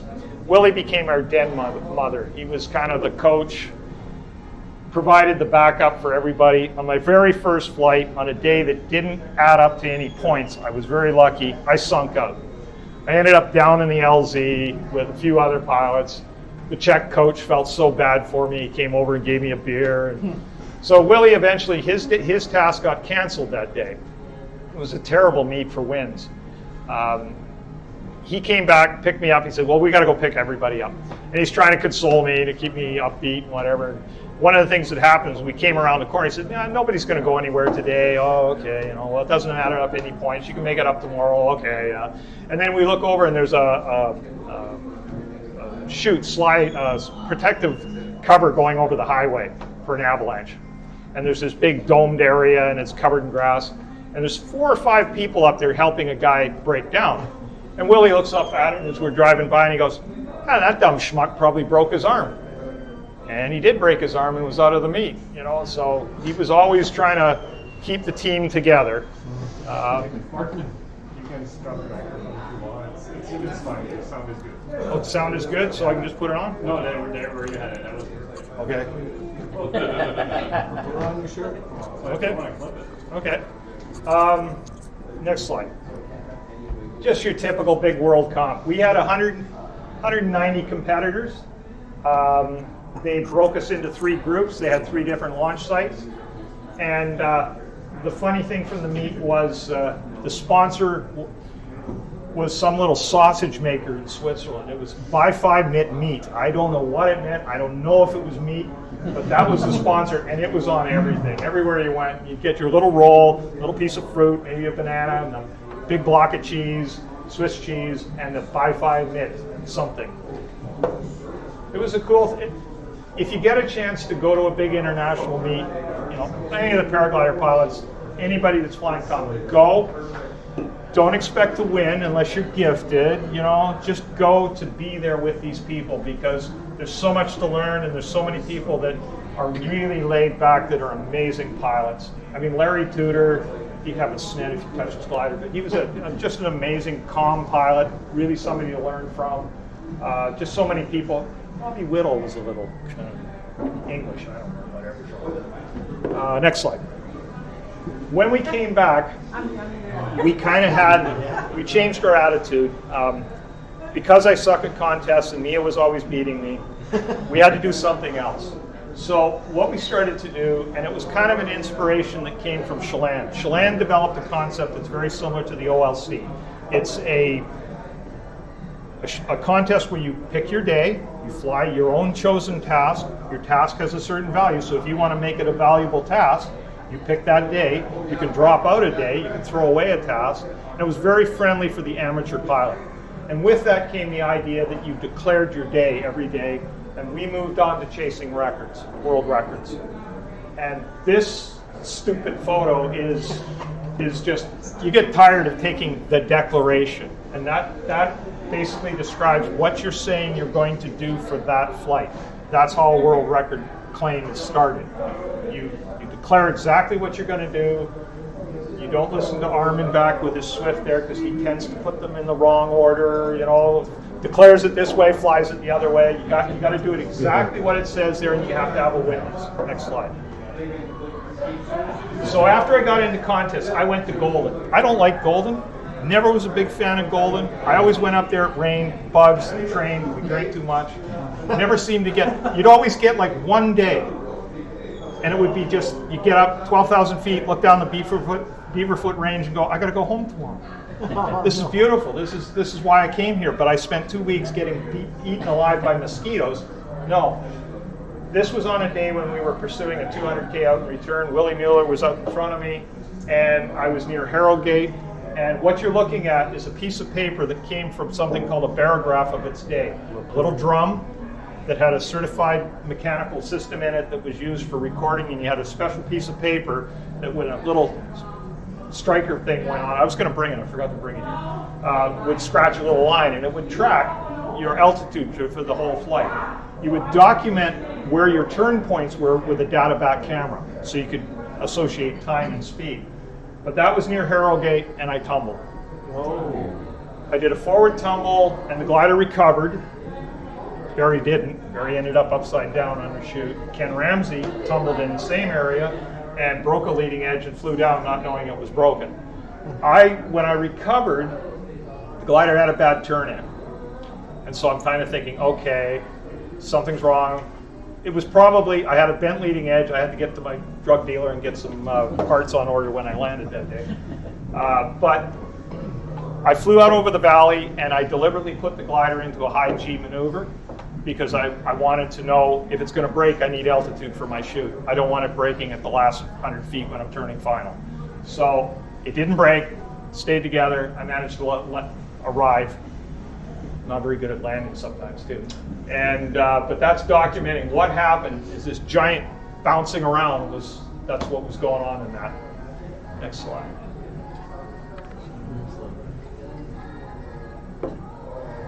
Okay, so all this is about is in the meantime, in the background, me and I and many other people are doing volunteer work for the association. We're caring about what's going on. Right now, we have CARS, Canadian Airspace Air Regulations, and back then, it was the Air Navigation Order, and that was the rules and regulations for flying.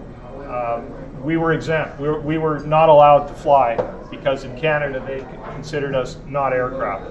In order to fly, we had to make the argument to get access to even the basic of airspaces. We had to convince them that we were aircraft, and God help us, we were going to be responsible. We tried. And a lot of us, the pain in the ass team all across Canada, and again, no internet. I think this was done on something called PageMaker. We used to do we had computer then and a little bit of email, but there was no internet for quick communication. And we pushed it wasn't Transport Canada, it was Ministry of Transport to finally give us the exemption. And I thought it was a big enough deal at the time that I thought it should be on the front cover of the magazine. Next slide.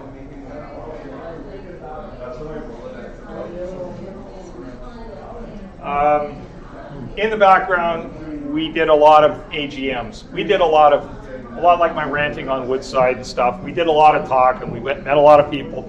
Again, something I highly recommend to everyone is you take part in the National Association. As much as it's dysfunctional at the best of times, it's interesting to see different perspectives across Canada. For me, as Anglo from BC, going to Quebec and having to learn about Yemaska and Yemaskai and trying to sort that out. Who is the good guy? Who's the bad guy? I asked them to wear black and white shirts, but they wouldn't do it. It was just part of the experience of being a member of the executive for the National Association. And you got free trips in the winter to go freeze to death. This was in Manitoba. Barry Morwick offered to take the executives out, and we did training. We did some ATOL, which is Airtime of Lubbock, which is the manufacturer of the winch, fitted into a pickup truck, minus 10 or 15 degrees, and we went towing. And we all got a chance to go towing, and it was a wonderful experience. It was cold as hell. I remember the rental car exceeding Mach 2 trying to get back. It was a Chrysler whatever shitbox.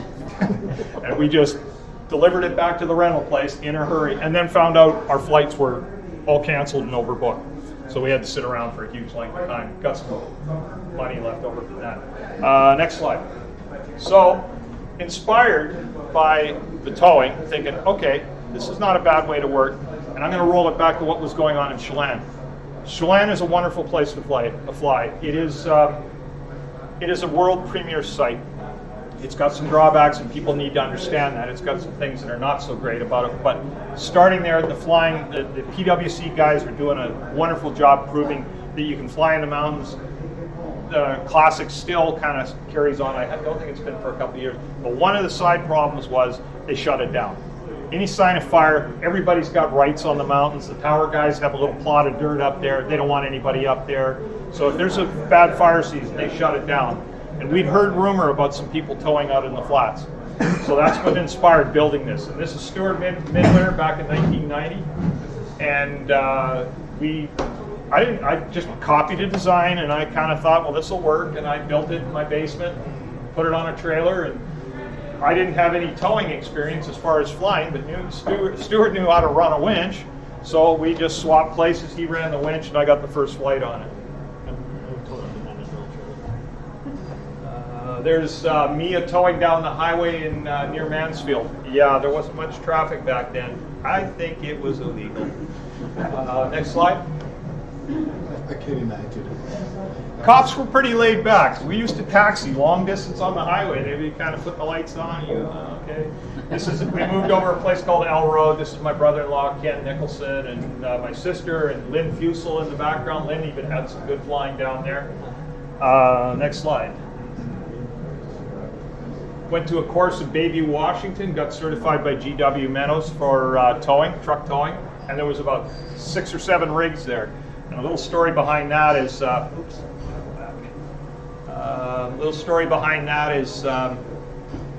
the 6 or 7 rigs that showed up there for certification, I don't think any of them towed more than a year.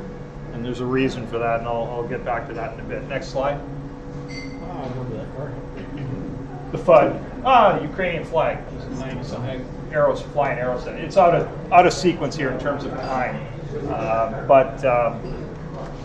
One of the problems, it all started with Bateman. Lifting off the truck, and it was a standard we were towing, a Zuzu Trooper. Really slick 4-wheel drive for its time, dirt cheap. But the problem is when you lift off the truck, he was diving for a gear. It's a standard, and he's English. And he's really crashing around down there, and a couple times it was sort of sketchy. You know, you start settling back down as he's trying to pretend what gear he's in. Thinks he's Nigel Mansell or something. So anyway, I decided we needed to have something idiot-proof. Well, why not a big American Ford pickup truck with an automatic transmission? That's pretty much as simple as you could get. I'd probably spend $1 million keeping that thing running for such a simple vehicle. Next slide. Okay, back to my good old friend Willie. We were towing down there, and bad news came in that day at the tow site that Willie had died at the Butte. He was flying a paraglider. He was flying a something high performance for a time, probably too much for him. High performance stuff back then was really sketchy. This is '98. It was probably an APCO Astra or something like that, low to the ground. And the next little video is going to kind of show you what it's all about. But Willie was such a leader in our sport. Such a cheap so-and-so when it came to paying me for harnesses, down to the bottom dime. But really good guy for team and that sort of thing. Loved his beer. Was an absolute disaster at a party. You did not want to be around him and Mike Cook. The two of them combined were just danger. Absolutely. Somebody was going to end up photographed naked. Okay, this is a short video. Let's hope it plays properly. Yeah, this is taken 2015. It's out of sequence, but it's an example. Mia's down the hill in this video, and she's kicking dust into plane. I think we'll stop. Oh, sorry. There we go. She's down the hill and she's kicking dust, and it sounds like a freight train going on there. It's just the power of what's going on at the Butte is amazing. The Butte is a big dome, so these dust devils come up all sides. Yeah, you can't even figure that out in terms of speed. It's going up at 100 miles an hour. Yeah. Kind of sets the whole theme here in a second in this next part of the video. This is actually going to start moving a fist-sized rock on the ground. It's tumbling that rock around. It's horrible. Yeah. And it's like an hour after this is going on, she gets a shot here looking up. And they tower it straight up. And this hour later, Jeff flies. More guts than a pork sauce. And I don't know. I had the paragliders with us. There's no way. I wouldn't even think of it. Yeah. That's insane. Next video, or next slide. One of the things we did locally here, I did about 3 or 4 air shows at Chilliwack. The last show we did, Max was there with a powered paraglider. Oh, did he get shit. I guess the air shows are pretty tough. There's rules for flight line. You don't go over the crowd. You don't go towards the crowd. Yeah, he was flying over the crowd with the paramotor back and forth, and a little spanking later on. And we had the truck there. We had the trailer set up, and there was crowds of people coming to look at everything. It was a pretty cool event to attend. Then I joined Arrows. That was in the late 80s, or late 90s, sorry, 89, 90. And that's flying off upper launch. Nice shot of that. Next slide. Cool thing about Arrows products, other than my drug dealer and the Willswing stuff is artful. It's just, engineering is just beautiful. It's Western North America engineering, lots of stuff was really complex, really beautiful to look at. Arrows would go out back of the factory, and they were just out of the Soviet bit going on then. And they would slice a piece off an old Fulcrum bomber and then bring it back, and it worked on the glider, and away it went. They had some really cool hardware that was titanium that you would not see. My first version of the topless that came from them was actually a riveted aluminum box spar. And it was just, I'd love to get one just for a museum piece. Everybody was skeptical. They went carbon later, but has he got the... Well, no, he built a glider rack out of that spar. Yeah. Join the team, you know, except Mia screwed up. See, we were getting sponsorship. We were getting discounts. I knew how this dealer thing worked. You know, I had the arrows and the homemade harness, but Mia's wearing an Acaro speed slave, so I'm like, that doesn't work. We convinced them. They seem to like it. The cool thing about Arrows gliders, you have to be from, I guess, the East Bloc to get it. Saturday Night Live, and Steve Martin has this thing about the crazy and wild Czechoslovakian playboys or whatever. And certain things are cool. And one of the things on an Arrows glider that nobody else did was they took the tail, the stinger on the end, and they did it in a white Bakelite material. And they're the only ones who did it. And it just, why are you doing this? Why, you know, it adds weight to the guy. But it's cool. It looks so cool. You know, it's us. You know, okay, whatever. You built those harnesses on it. Okay, so then aerial adventures. Yes. Aerial adventures was a rebirth of hang gliding. It really brought back a lot of pilots that had gotten out for a while. The problem with, I really enjoyed it. It was neat. You didn't need to have a soaring day to go out and get some flights, get some takeoffs and landings. But there's a lot of machinery involved. It takes a real crew to set up and run this thing in operation. There were some problems. Next slide. Okay. Anyway, there was issues with the tug blowing up. The wing fell off at one time, and then there were 2 double tandem fatalities there that, you know, that brought it to an end. It was in operation until 2002. I miss it. I don't think it could exist today because it was at Fort Langley, and airspace is just such a gong show now between, you know, the power pilots that don't call and transit the area, and we're in the area and we're soaring around randomly. It just wasn't going to work. So in Mansfield, we became so committed to staying down there that we bought a house. We paid $24,000 US for this place on a triple lot, and during the paint job, we decided to start up Bob's Towing. And that was the whole theme of that. And a few records fell. I've got 5, Mia's got 6. Whatever.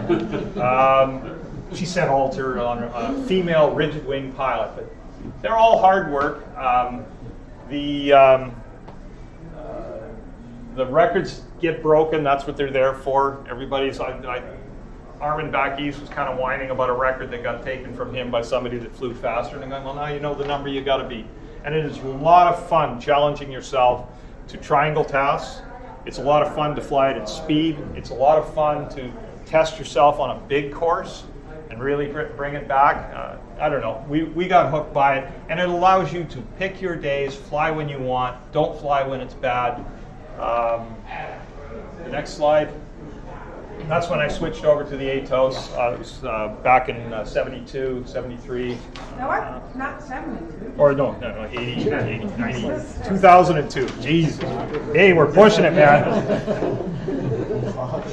And in fact, okay, you know, Alzheimer's here. It was 2004. And I almost got killed on that thing. And it was because of the water bombers. Okay? And I was out over Harrison Bay, and I'm flying back, and Mia calls me on the radio and says, you got some traffic coming your way, big twin engine thing coming across Harrison Bay eastbound. And I think I was eastbound at the time, so I turned around to see what's coming, and I'm looking right at the nose of one of the twin engine Hellcat water bombers, whatever they call the things, the conversion planes. And I'm looking right at him, and I'm thinking, I know for a fact you don't try and outrun something moving at 140, 150 knots. You got to think about avoidance versus trying to just blindly run away, because he might just as likely chase you. You don't know if he's not looking. And all I remember was thinking, okay, I'll pull on a little bit of speed so I can transition altitude if I need to. I'll try and stay away from his heading, but his heading just seemed locked on me. And he passed underneath me with maybe 50 to 100 feet. Nobody's looking up. I thought the guy in the back was looking up. That's why I gave him the salute. I just thought, what else am I going to do? It's the act of defiance, you know, look up next time. So I went off to meet with Conair people that day, within the week. I talked to their safety guy, got a tour of the place, got the free baseball cap. Everything was good after that. They start looking out a little bit more ever since. I wrote a big long report. I always write big long reports, but in the West Coast Soaring Club forum. Next slide. Yeah, there's a little bit of, okay, that's okay. Yeah, that's Chris Mueller. That was in 2005, another sand time and another Mueller. Chris was killed in Florida, hang gliding. Chris was a real base jumper, aerobatic paraglider pilot, just a super nice kid, way better than his dad. Quiet, not obnoxious like his dad, and always clowning around, doing the Red Bull thing. But down in Florida, he was they were stunting, a little stunt thing where they were trying to grab money out of a bag that was on top of a road cone in the field, and he got gusted on approach and hit the ground at high speed. So we're all human, got to think about that when you're doing dumb things. You know, I've got a better picture of Chris and stuff here, but the transit. Then an evil thing happened in my house. Mia learned to paraglide clandestinely behind my back, and then she was taking lessons from Alex Raymond. Oh, he owes me. He's one of the best.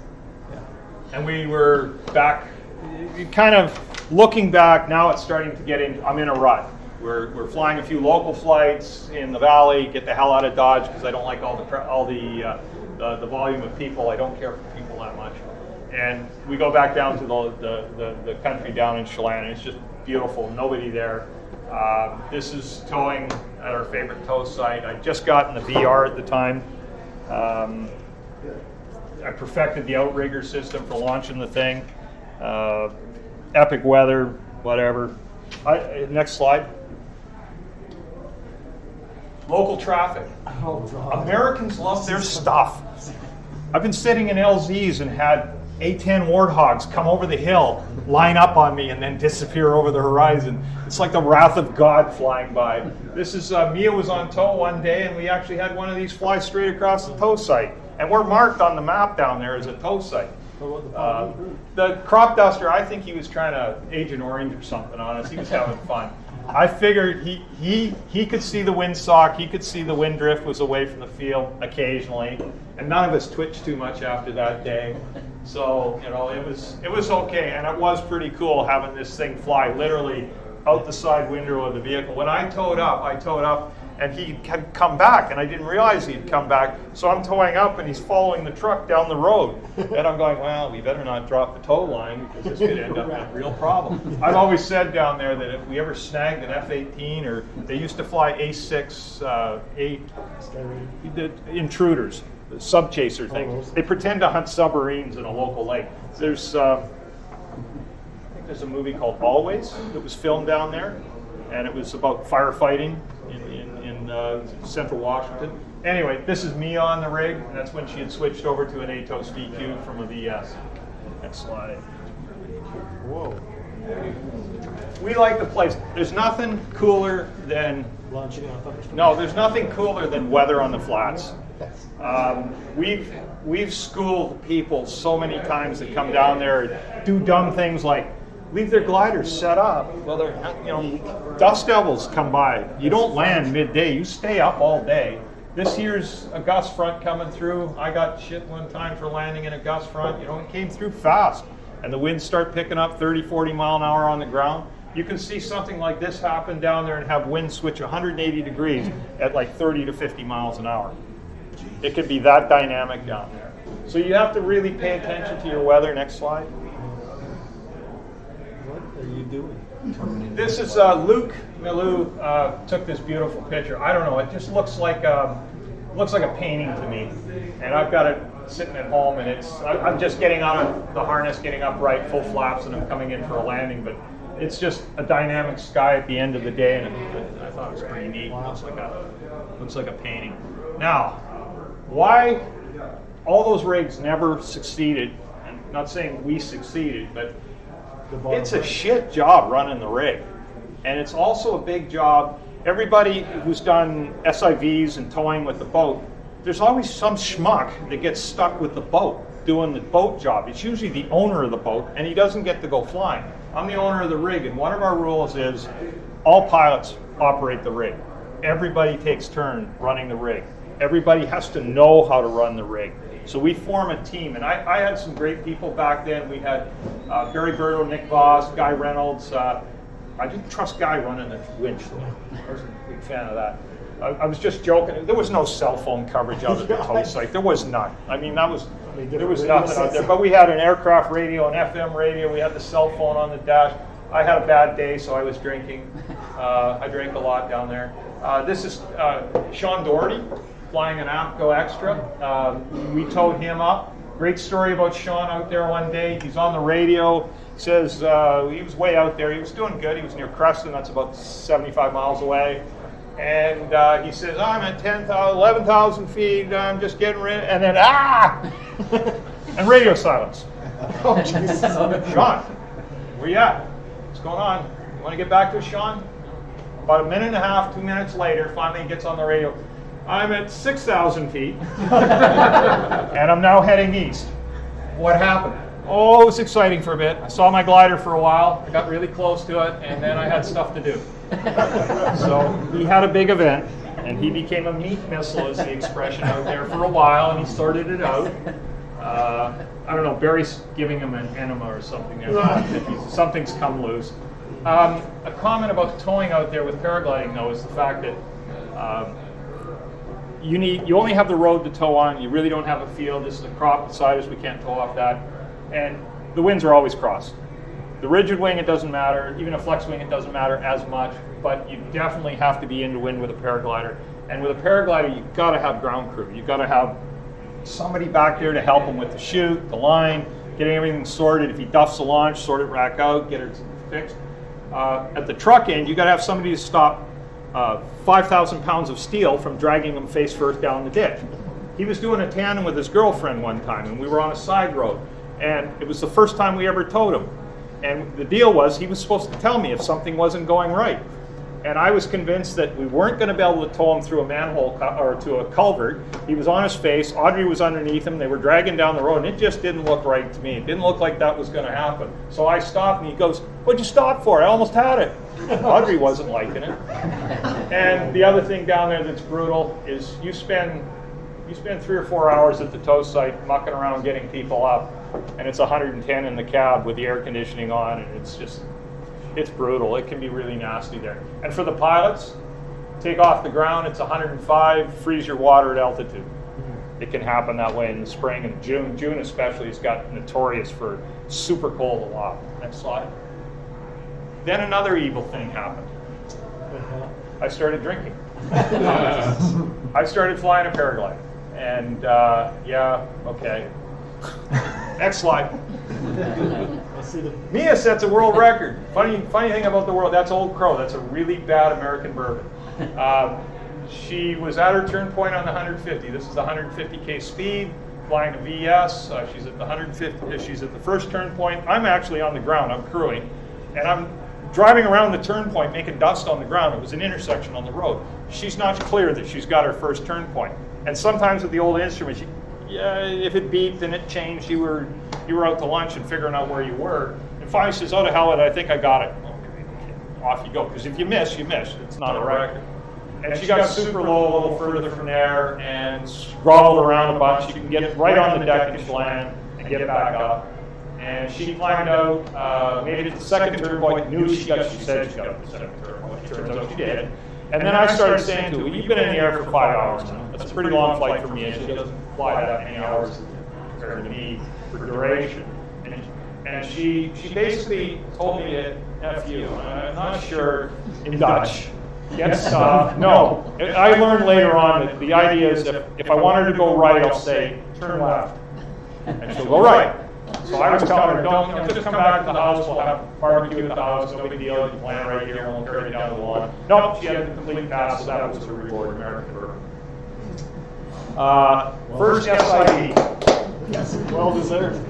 First SIV, this little, I'm not a videographer, and remember, there's barely any video, this is back in 2010, so play this.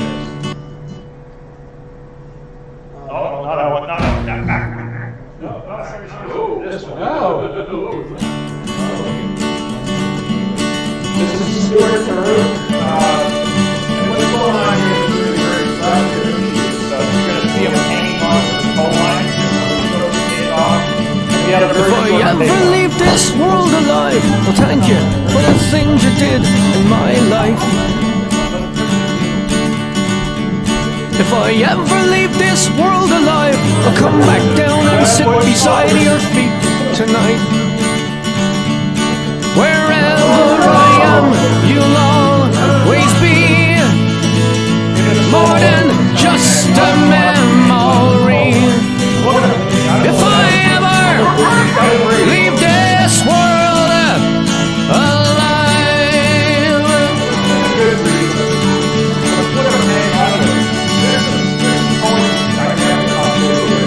if I ever leave this world alive, I'll take on all the sadness that I left behind. If I ever leave this world alive, the madness that you feel will soon subside. So in a word, don't shed a tear. I'll be here when it all gets weird. If I ever leave this world alive.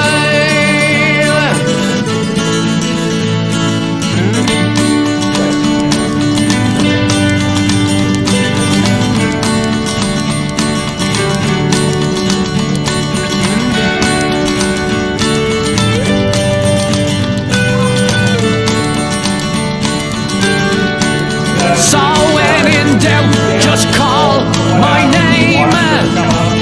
Just before you go insane. If I ever leave this world, I may never leave this world. But if I ever leave this world alive, she says, I'm okay, I'm alright. Though you have gone from my life, you said that it would. Now everything should be alright. She says, I'm okay, I'm alright. Though you have gone from my life, you said that it would.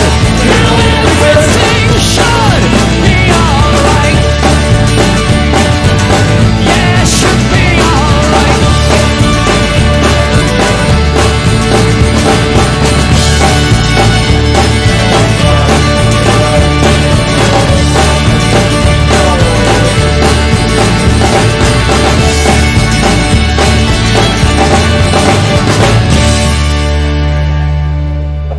That was in 2010, our first SIV. And then the next SIV was, you can go to the next video. Yep, next one. It's just a spiral. We're pretty cowardly. Play it? Yep. 1 year later, I go back, I go for another SIV. This is my Johnny Cash remix.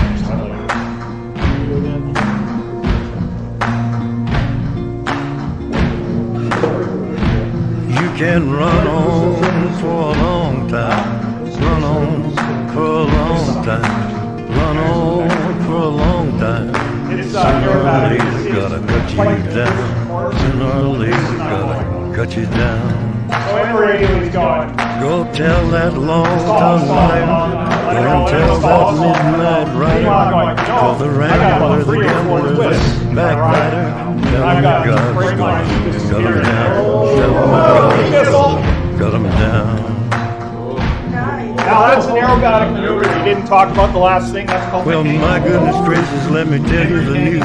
My head's been wet with the midnight dew. I've been And down the reason the on shoe looks so bended bad knee, is it was talking perfect to the man from Galilee. He spoke to me in a voice so sweet. I thought I heard the shuffle of angels' feet. He called my name and my heart stood still. When he said, John, go do my will. Go tell that long-tongued liar. Go and tell that midnight rider. Tell the rambler, the gambler, the backbiter. Tell him that God's gonna cut him down. Tell him that God's gonna cut him down. Just settle for what's working. You can run on for a long time. Run on for a long time. Run on for a long time. Sooner or later, gotta cut you down. Sooner or later, gotta cut you down. Well, you may throw your rock, hide your hand, working in the dark against your fellow man. But as sure as God made black and white, what's done in the dark will be brought to the light. You can run on for a long time. Run on for a long time. Run on for a long time. Sooner or later, gotta cut you down. Sooner or later, gotta cut you down. I use this as a safety thing. Go tell that long-tongued liar. Go and tell that midnight rider. Tell the rambler, the gambler, the backbiter. Tell him that God's gonna cut you down. Tell him that God's gonna cut you down. Tell him that God's gonna cut you down. I had a reserve. I had a lot of stuff going on. I had communications. I also had a boat waiting for me down at the bottom. Well, Life jacket. you only got wrapped in the glider, right? If Yeah. you were, then... But I have a rule on a paraglider. If I don't see a viable aircraft, I deploy. I'm a coward. There was nothing I could do. We had talked about twisting, and that was like later, came later, getting twisted up. And when I stalled quite aggressively. I think that's a whole different sight now. I think the SIVs, when you do your stall, you're less dynamic. You're not trying to do a big vicious stall. You're just trying to do a stall and recover. And back in those days, the whole thing was take wraps, shove it down to your knees, and wait for it. And if you happen to do it asymmetrically on a slightly higher performing glider, the shit hits the fan. And if you're if you're not a really good pilot, there's not much you can do at that point. It's just like you're overwhelmed. And that's why I really emphasize to new paragliding pilots that stay on a low B. You're not getting 50 hours a year, stay on a low B. Just stay on a low B, fly the daylights out of it. And you can get a lot of hours, and nothing annoys a competition pilot or a top pilot more than anything when somebody on a low B kicks their ass day after day. I mean, you look at Martin Ann out there, and he's flying a Swift. It's a higher B, but he gets 1 million hours on that thing, and he flies a lot. It's okay for him to be on a high B wing. But going on anything too fancy, whatever. Next slide. This is Alcoholics Anonymous. That's my sister Jim. Chelan used to have the Halloween fly-in, and I didn't know Jim was a girl. Anyway. Oh, Jim. Jim Reed. Oh, wow. It took me a minute. Yeah. There were some people there that were pretty scary. That were achieving far too much success in their conversion. So what's dribbling out of your mouth? No, it's just a cord floating up, I don't know, from the towing system at one point or another. This is actually a little cool ridge. I think it's still cool to fly there in Chelan, faces south, called the Airport Ridge. I've done a bunch of top landing and stuff in there. It's just a small ridge, get a little bit of air time. Got to watch the winds. They can pick up real easy. The airport's right behind you. It's kind of neat when you're flying back and forth and you look back at the runway to see if anybody's warming up to leave or on approach. But they've been pretty cool with it now. I think there's actually an operation there. The Speedwing guys have got something going on there, and they've got to launch a little higher up. And this is just flying the Butte. And that's on the Delta that tried to kill me. Next slide. Yeah.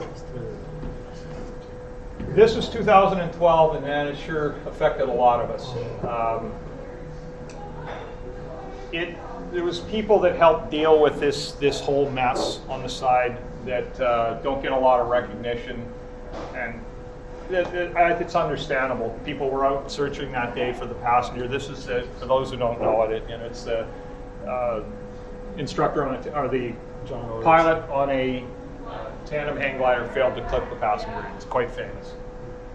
I worked with the RCMP in assessing the video and trying to pin down why the incident happened. I know it's pretty simple. You know, distraction was the final outcome of this investigation. The key thing was that I came away with is a lot of pilots started talking about can't happen. It's impossible. The pilot was a total mess to have made that mistake. And it happened again. And it happened again. It's happened 3 times in a hang glider, and the paraglider pilots were also going around, well, it can't happen in our stuff, and it's happened. People not clipped in properly on a riser, passengers not clipped in, pilot not clipped into their leg loop, slip out and take off. It happens. Distraction is a real key thing in our sport. I get to something in a little bit here. Okay. This here, in this situation, one of the things that I think was a really key factor, and I really wish the sport would end this, but they won't because it's too much bravado. Everybody wants to be on film. I don't think you should allow POVs on tandems, and I don't think you should allow POVs, point of view cameras for GoPros on students. I think it's too much of a distraction. There's been multiple hang gliding incidents where they turned off the camera, turned on the camera. They went and addressed a certain amount of their process into dealing with a camera. It's unnecessary. Anyway, that's just my view on it. Because after having gone through the whole thing, it was such a gong show that, anyway, a lot of us have been really deeply affected by it. Back to some good stuff. Stuck in a rut. I'd like the dirt on each side of me to be recognizable. Me and I have all been pursuing OLC stuff. This guy in the top center is a pain in the ass. His name is Mike Baumstadt. He goes by Wonder Boy. He posts a lot of really good videos, a lot of wonderful videos of towing. He puts a lot of work into it. He's a gifted pilot. He's a good pilot. And he flies a rigid wing with us when we're towing, and he flies a flex wing when he's over at Tico. He's out of Spokane. One of the big flights here, I think the top left one, flew 288 kilometers. The day before, he flew 311. I've been trying to crack 300 triangle, and he did a terrific job. Mia did a 150 or something that day. Bottom right one, that was 8 hours up on the left. The bottom one right here is 9 hours. And I flew, actually the top left was 290 something. This one was 9 hours, but I came up 288. And this is kind of a super memorable flight for all the garbage that went wrong. The radio didn't work off the truck, had to switch over to a speaker mic. Me as an artist with this. Crew-wise, she doesn't understand me. She knows it just pisses me off if I have to repeat or go through the process of trying to make a radio call, and I know she doesn't. She just says, oh yeah, got it. I'm in the air, I'm making noise on the radio, so I'm obviously still flying, and managed to stick around with me for most of the course line, inside the course line for support. Found me a thermal at the last, I had low saves of ridiculous altitude, dragged my ass back in. I had my GPS, I don't know if anybody's ever had this, but some instruments will change to night mode. Okay, so I'm flying along and all of a sudden I look at my GPS and it went to black.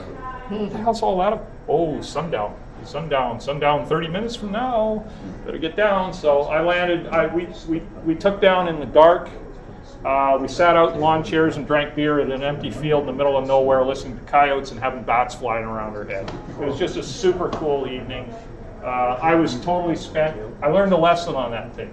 After 9 hours in the air, the next day, I didn't eat when I came back. Super stupid. The next day I felt sick. I was in rough shape for about 3 days because I didn't recharge. You gotta have the gels, you gotta have something. If you've done that big of an exertion, like I do a lot of distance running, and distance running, I can run without any boost, but you gotta top up later. You gotta make it up someplace. And so these guys are doing the Red Bull and all that stuff. They know all about eating. They're constant carburetors. They eat everything that gets in their way. 5,000 calories a day. Yeah, it's insane. There was an expedition on the South Pole, and the guy was pulling a sledge, and they were eating blocks of butter with sugar in it, just saturated with sugar, blocks of butter, and it was like 10,000 calories a day that they were honking in on these things. not Go by a the 160 back. Anyway, next slide. That's the latest VQ that I had. I sold that just a while ago. I got a brand new glider coming. I don't know why I'm stupid. Next slide. That's me on the rig under VQ again. Another slide. Cool shot that Mike took. You see the glider down here. I had landed one year just up. I sunk out. I was really happy. And I landed over here, and this is quite a depression here. It's quite a low spot in the ground. And I'm sitting in the field, and I look out across the highway. It was so cool to see a glider lift out of the dirt and just climb. You don't see the truck, you don't see nothing. You just see the glider climbing up out of the dirt. But again, you know, the topography down there might look boring to some, but Washington State's got a kind of a cool thing with all the really neat stuff is in a hole. You've got dry falls, you've got what's the waterfall down in the corner? One where the guy did the kayak drop. Oh, that's way Down the Snake River corner there. There's just so much neat stuff down in the bottom. Anyway, next slide. And no trees. You know, end of the day. I don't know how many frickin' sunsets I've taken down there. It's like that every day. We do something. No, I'm not going to talk about that. No, anyway, we come back and we enjoy ourselves coming back through the highway, and we're just catching up to the highway from the back roads. Every night there's deer, there's everything. I see ticklers there. Do you ever get at the wave? I had wave out there one year, and it was really weird. It was wave in a sailplane. The sailplane pilots will tell you you'll get a veering effect. You get it at Woodside. If you get a wave day at Woodside, you can, as you climb, you begin to veer your heading. And as you're climbing, you're staying into wind and maintaining as little track as possible. You will veer so many degrees, usually clockwise. And in the flats, it's exactly that. I climbed from a heading of 170, which is a little south-southeast, and I climbed right around to northwest by the time I topped out. And that would have been the Wenatchee wave. There's some historical sailplane stuff down there, and the Wenatchee wave sets up in 35 to 40 mile an hour winds. And it wasn't that out in our area. And oddly enough, the thermals were just violent that day. But when you got up into the wave, glass smooth. Anyway, next. In 20, I learned more lessons, flying all those years, and I learned another big lesson. And it was complacency, distraction, the camera thing. I didn't have a camera, but I had lots of stuff. This is the COVID mess. I work within the industry with COVID in the sense that I look after care homes. My clients were losing customers. It was a really nasty time for them. And I had a lot of stuff going on in the back of my head. My mother was passing away at the same time as this. Just things that we take for granted. We think we can get past, and maybe we should be able to get past even in the best of circumstances. But I was very fortunate I didn't get killed. I was very fortunate that I had managed to have a glider that was designed to take a big hit and got away with it. And I look back at that now and I realize how important it is to refresh the fact that you really, really need to be aware that you make choices, and those choices have to be out of the effect of external factors. You really have to pay attention to it. You got a lot of bad stuff going on behind you, don't ignore it. I mean, some people say, well, you know, just suck it up. Oh no, you should pay attention because you don't make good decisions. And I literally said this day when I stuffed the launch, all it was like wrong nose angle, couldn't keep up with the glider, ended up skidding down the launch in the face and rolling the glider upside down on the front. I literally said before takeoff, conditions had been decaying. That was another factor. It wasn't going to be a good day. I knew it was going to be another crappy day, being stuck at Woodside and can't get away and can't get away. I literally said to myself, let's get this over with. Oops. Hurry it up. Yeah. Hurry it up. Let's get this done. Okay, next. This is video. I hope it plays relatively smooth. It's a little bit more high definition, I think. And everybody's probably seen it. Looks good. Nice day. This was with help from Mike, with some footage and a few things. And I'm going to probably wrap it up with one little funny video and then call it quits.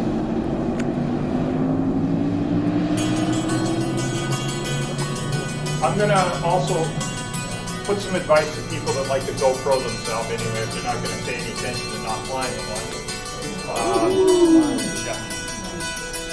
If you're going to make a film and post it on YouTube, don't just give me 20 minutes of your butt. or 20 minutes of a glider sitting, or the new thing is this dystopic wide angle swirling around thing going on. Give me Martin Scorsese. Give me something of value. That's the Who shot from the Who and that's get lots of footage. Keep your clips short. Compress your videos so it's small. The limited attention to the average file will last 2 or 3 minutes, no more. It's got to be a good story to go on. Really bad or bad.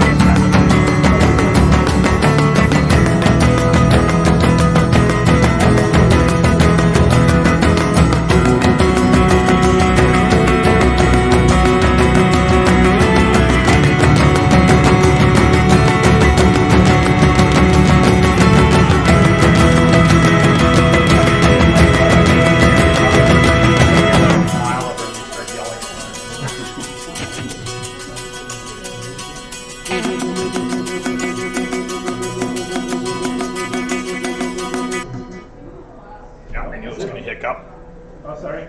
The highest I've been down there is 14.8. And Mia was over 14 or 13.8 or something.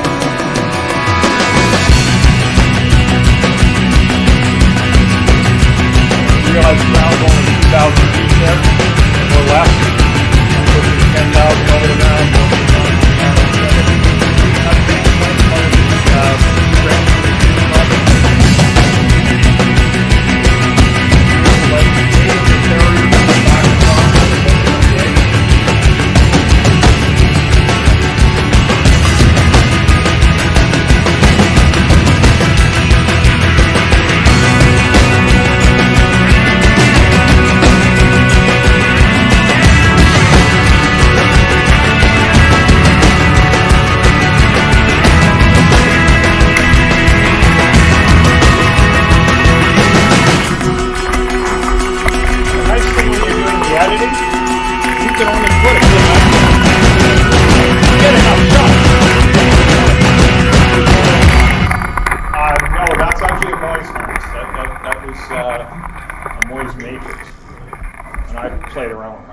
There's wave cloud in the evening. That's pretty typical that day, I think.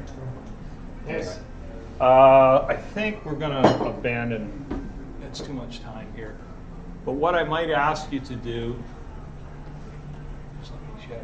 Yeah, I'm going to step away from this other thing I was going to do. It's going to be too much, and I'm losing my voice and getting tired. I'll rant and rave on the forum. Paraglider pilots need any hand logging in or something? You guys have trouble with that apparently? You can't use the regular forum? Because I'm not getting this, what is it, this, what's the new thing we're on now? Discord. I'm looking at it, I'm not seeing any activity. We only take TikTok dances. If you can do presentation, that's disgrace. Be safe. The one video I gave you to throw in there, that Yeah, which one? MSFU. Okay, there's a little bit of foul language here. Okay. Anyway. We're all adults. Towing Blues? Actually play Towing Blues and then we'll play MSFU. I don't see that. I'll come around. This is the pleasure of being the tow operator. It's late in the day and they're sniveling about 500 feet a minute up. It's hot as hell on the ground. Well, it's probably 90, so it's not so bad for Mansfield. There's queues everywhere. They're stretching their legs, as they say. They had a bit of a rough day earlier on when they had to deal with a high altitude wind. But now it's just basically all nice and pleasant and easy. They're lofting around at 10,000 feet. And at 10,000 feet, they're asking for what conditions are in the LZ. As if that has anything to do with what they are doing at 10,000 feet. About an hour from now, when they decide to finally venture back to where I'm faithfully holding their windsock, they're probably going to ask me again, what are the winds doing on the ground? At which point I'll be too drunk to answer. Having a wonderful day in Mansfield. That's being a tow operator for the day. It's an ungrateful job. Oh, this is the saddle. This is an old piece of video. Lynn Fusel. That bridle, and it's old footage. Oh, that's the one where you drop off the edges. Yeah. Goes a little high. A little high. All clear. Oh, yeah, okay, I remember that one. I love fun that one.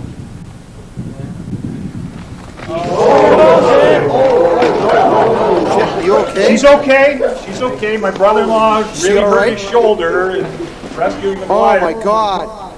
Oh my God. Is she okay? Oh yeah, she's fine. Yeah, don't worry. Jesus. No kidding. That's good. She just gave us message that she's okay. It's a little bit hectic up here because we have no way down. No way at all. So we don't know what we're going to do at the time. We have no rope available or whatever.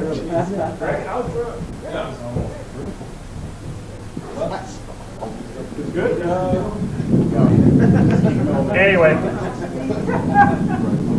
check out the forum. I'll put a little thing about Woodside and the history of it. I'm just going to kind of close up here. I come back to what I said earlier. I know from the paragliding community, it's not necessarily appreciated the fact that you've got so many flying sites that it doesn't really sink in the same way, but the hang glider pilots, we're a dying breed. There's not many of us left. Can't live forever, but there's a few new pilots that are still hanging in there and doing the job and learning to fly hangs. You might get it if you learn to fly one, I'm not sure, but Woodside is the only place we have to fly here that's practical and close to Vancouver. I know they fly bridle occasionally. It's not a safe launch. It's not a really good landing field. It's too far away. You don't get to hang on the hill like a paraglide. Learn to take up paragliding. For that kind of stuff, there's nothing wrong with it. You're not going to get any scabies or anything on you. It's okay. But let's get an appreciation for the fact that we really need to do whatever we can to preserve the LZs and hang gliding at Woodside. The Duncans, I want to mention this too, have been the most gracious host for 45 years of letting us fly there. I have no idea why. It's just something to do with farmers. They have a sense of community. They have a sense of giving back. The hockey, the curling rink, I don't know, whatever else they do out there. But they really have a sense of contributing to the community, and they've let us fly there, and they've had plenty of good reasons not to let us fly there. The site has gone through a bunch of stresses. One of them was hang gliding was growing, getting big. We were starting to do stupid things on the highway, and the cops were starting to say, you know, we might have to put no parking up, you're going to lose the LZ. I think one night during the hockey playoffs, somebody flew into a power line during milking time and hockey playoffs and shut the power down in the neighborhood. That was not cool. You know, we were asked to do things like don't take dogs in the field. Every hang glider pilot for a while had a dog for some reason. And, you know, that was going on, so we were getting hell for that. It was Dawn and Betty with our first contacts. They're really sweet people, really nice. Bert is, you know, I don't even know if Bert's still with us anymore. He was like me a bit, grumpy and pit bull kind of thing, but he was a genuine guy inside. He cared about his property. We kind of treated them badly when the mad cow thing came along, and people were going, you know, I don't understand. We're not going to bring mad cow disease. Well, you got to appreciate it's their livelihood. They make a living from the dairy industry, from the cattle, and they cannot have an incident take place on their property. We went through another growth period when paragliding showed up. I've got this picture, I'm not going to bother with it. But paragliding caused a big swell in the growth site, and it was from people that weren't appreciating the fact that the little hang glider pilots were all grumpy because we set up the site and we were being taken advantage of. People weren't wanting to follow the club rules. You know, a lot of headbutting, and it all worked out. It all came around fine. Jim came along and set up an alternate field. That started to happen. We still had a lot of traffic on the hill, but at least the LZ was getting under control. Riverside happened. That really helped. It relieved the stress. There's only a few hang glider pilots that are flying now. The little bit of activity at the LZ at the bottom isn't creating the attraction it did before, because our biggest enemy is not necessarily us, it's the tourists and the clowns on the highway. I mean, if any of you walk up from the bottom at the hang LZ and do the hike up, it's nuts now. The traffic's so bad. There's so many people traveling at high speed there. So we need to avoid any sort of issues there. I don't know what the future brings. I think we missed our window to buy the Riverside LZ. I think that's kind of, it's out of our, unless there's a real crash in the real estate market, which could be because I want to sell my house and move out of town. So it's probably how it's going to go. So if an opportunity comes up, oh, she's giving me the wrap it up thing. That's good, Mia. Anyway, let's look after the place. It's really important to the hang glider pods. That's it. Thank you, Mark.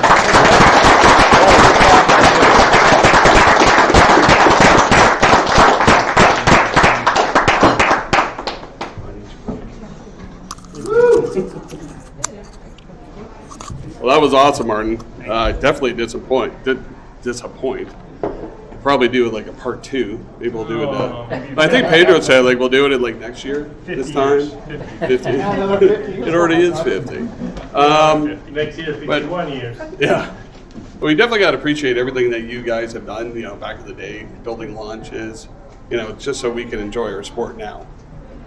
So with that, Pedro, we'll bring this up. You know. It's kind of wanted to get you something for kind of a lifetime achievement. Thank you. So, Margaret shouldn't call this, isn't she? actually, no, I called Margaret. She's going to say he's going to be all grumpy about this. Yeah, so no, in recognition to your time and service and everything that you've done. You know, this is from us. Thank you. And that is awesome. Thank you very much.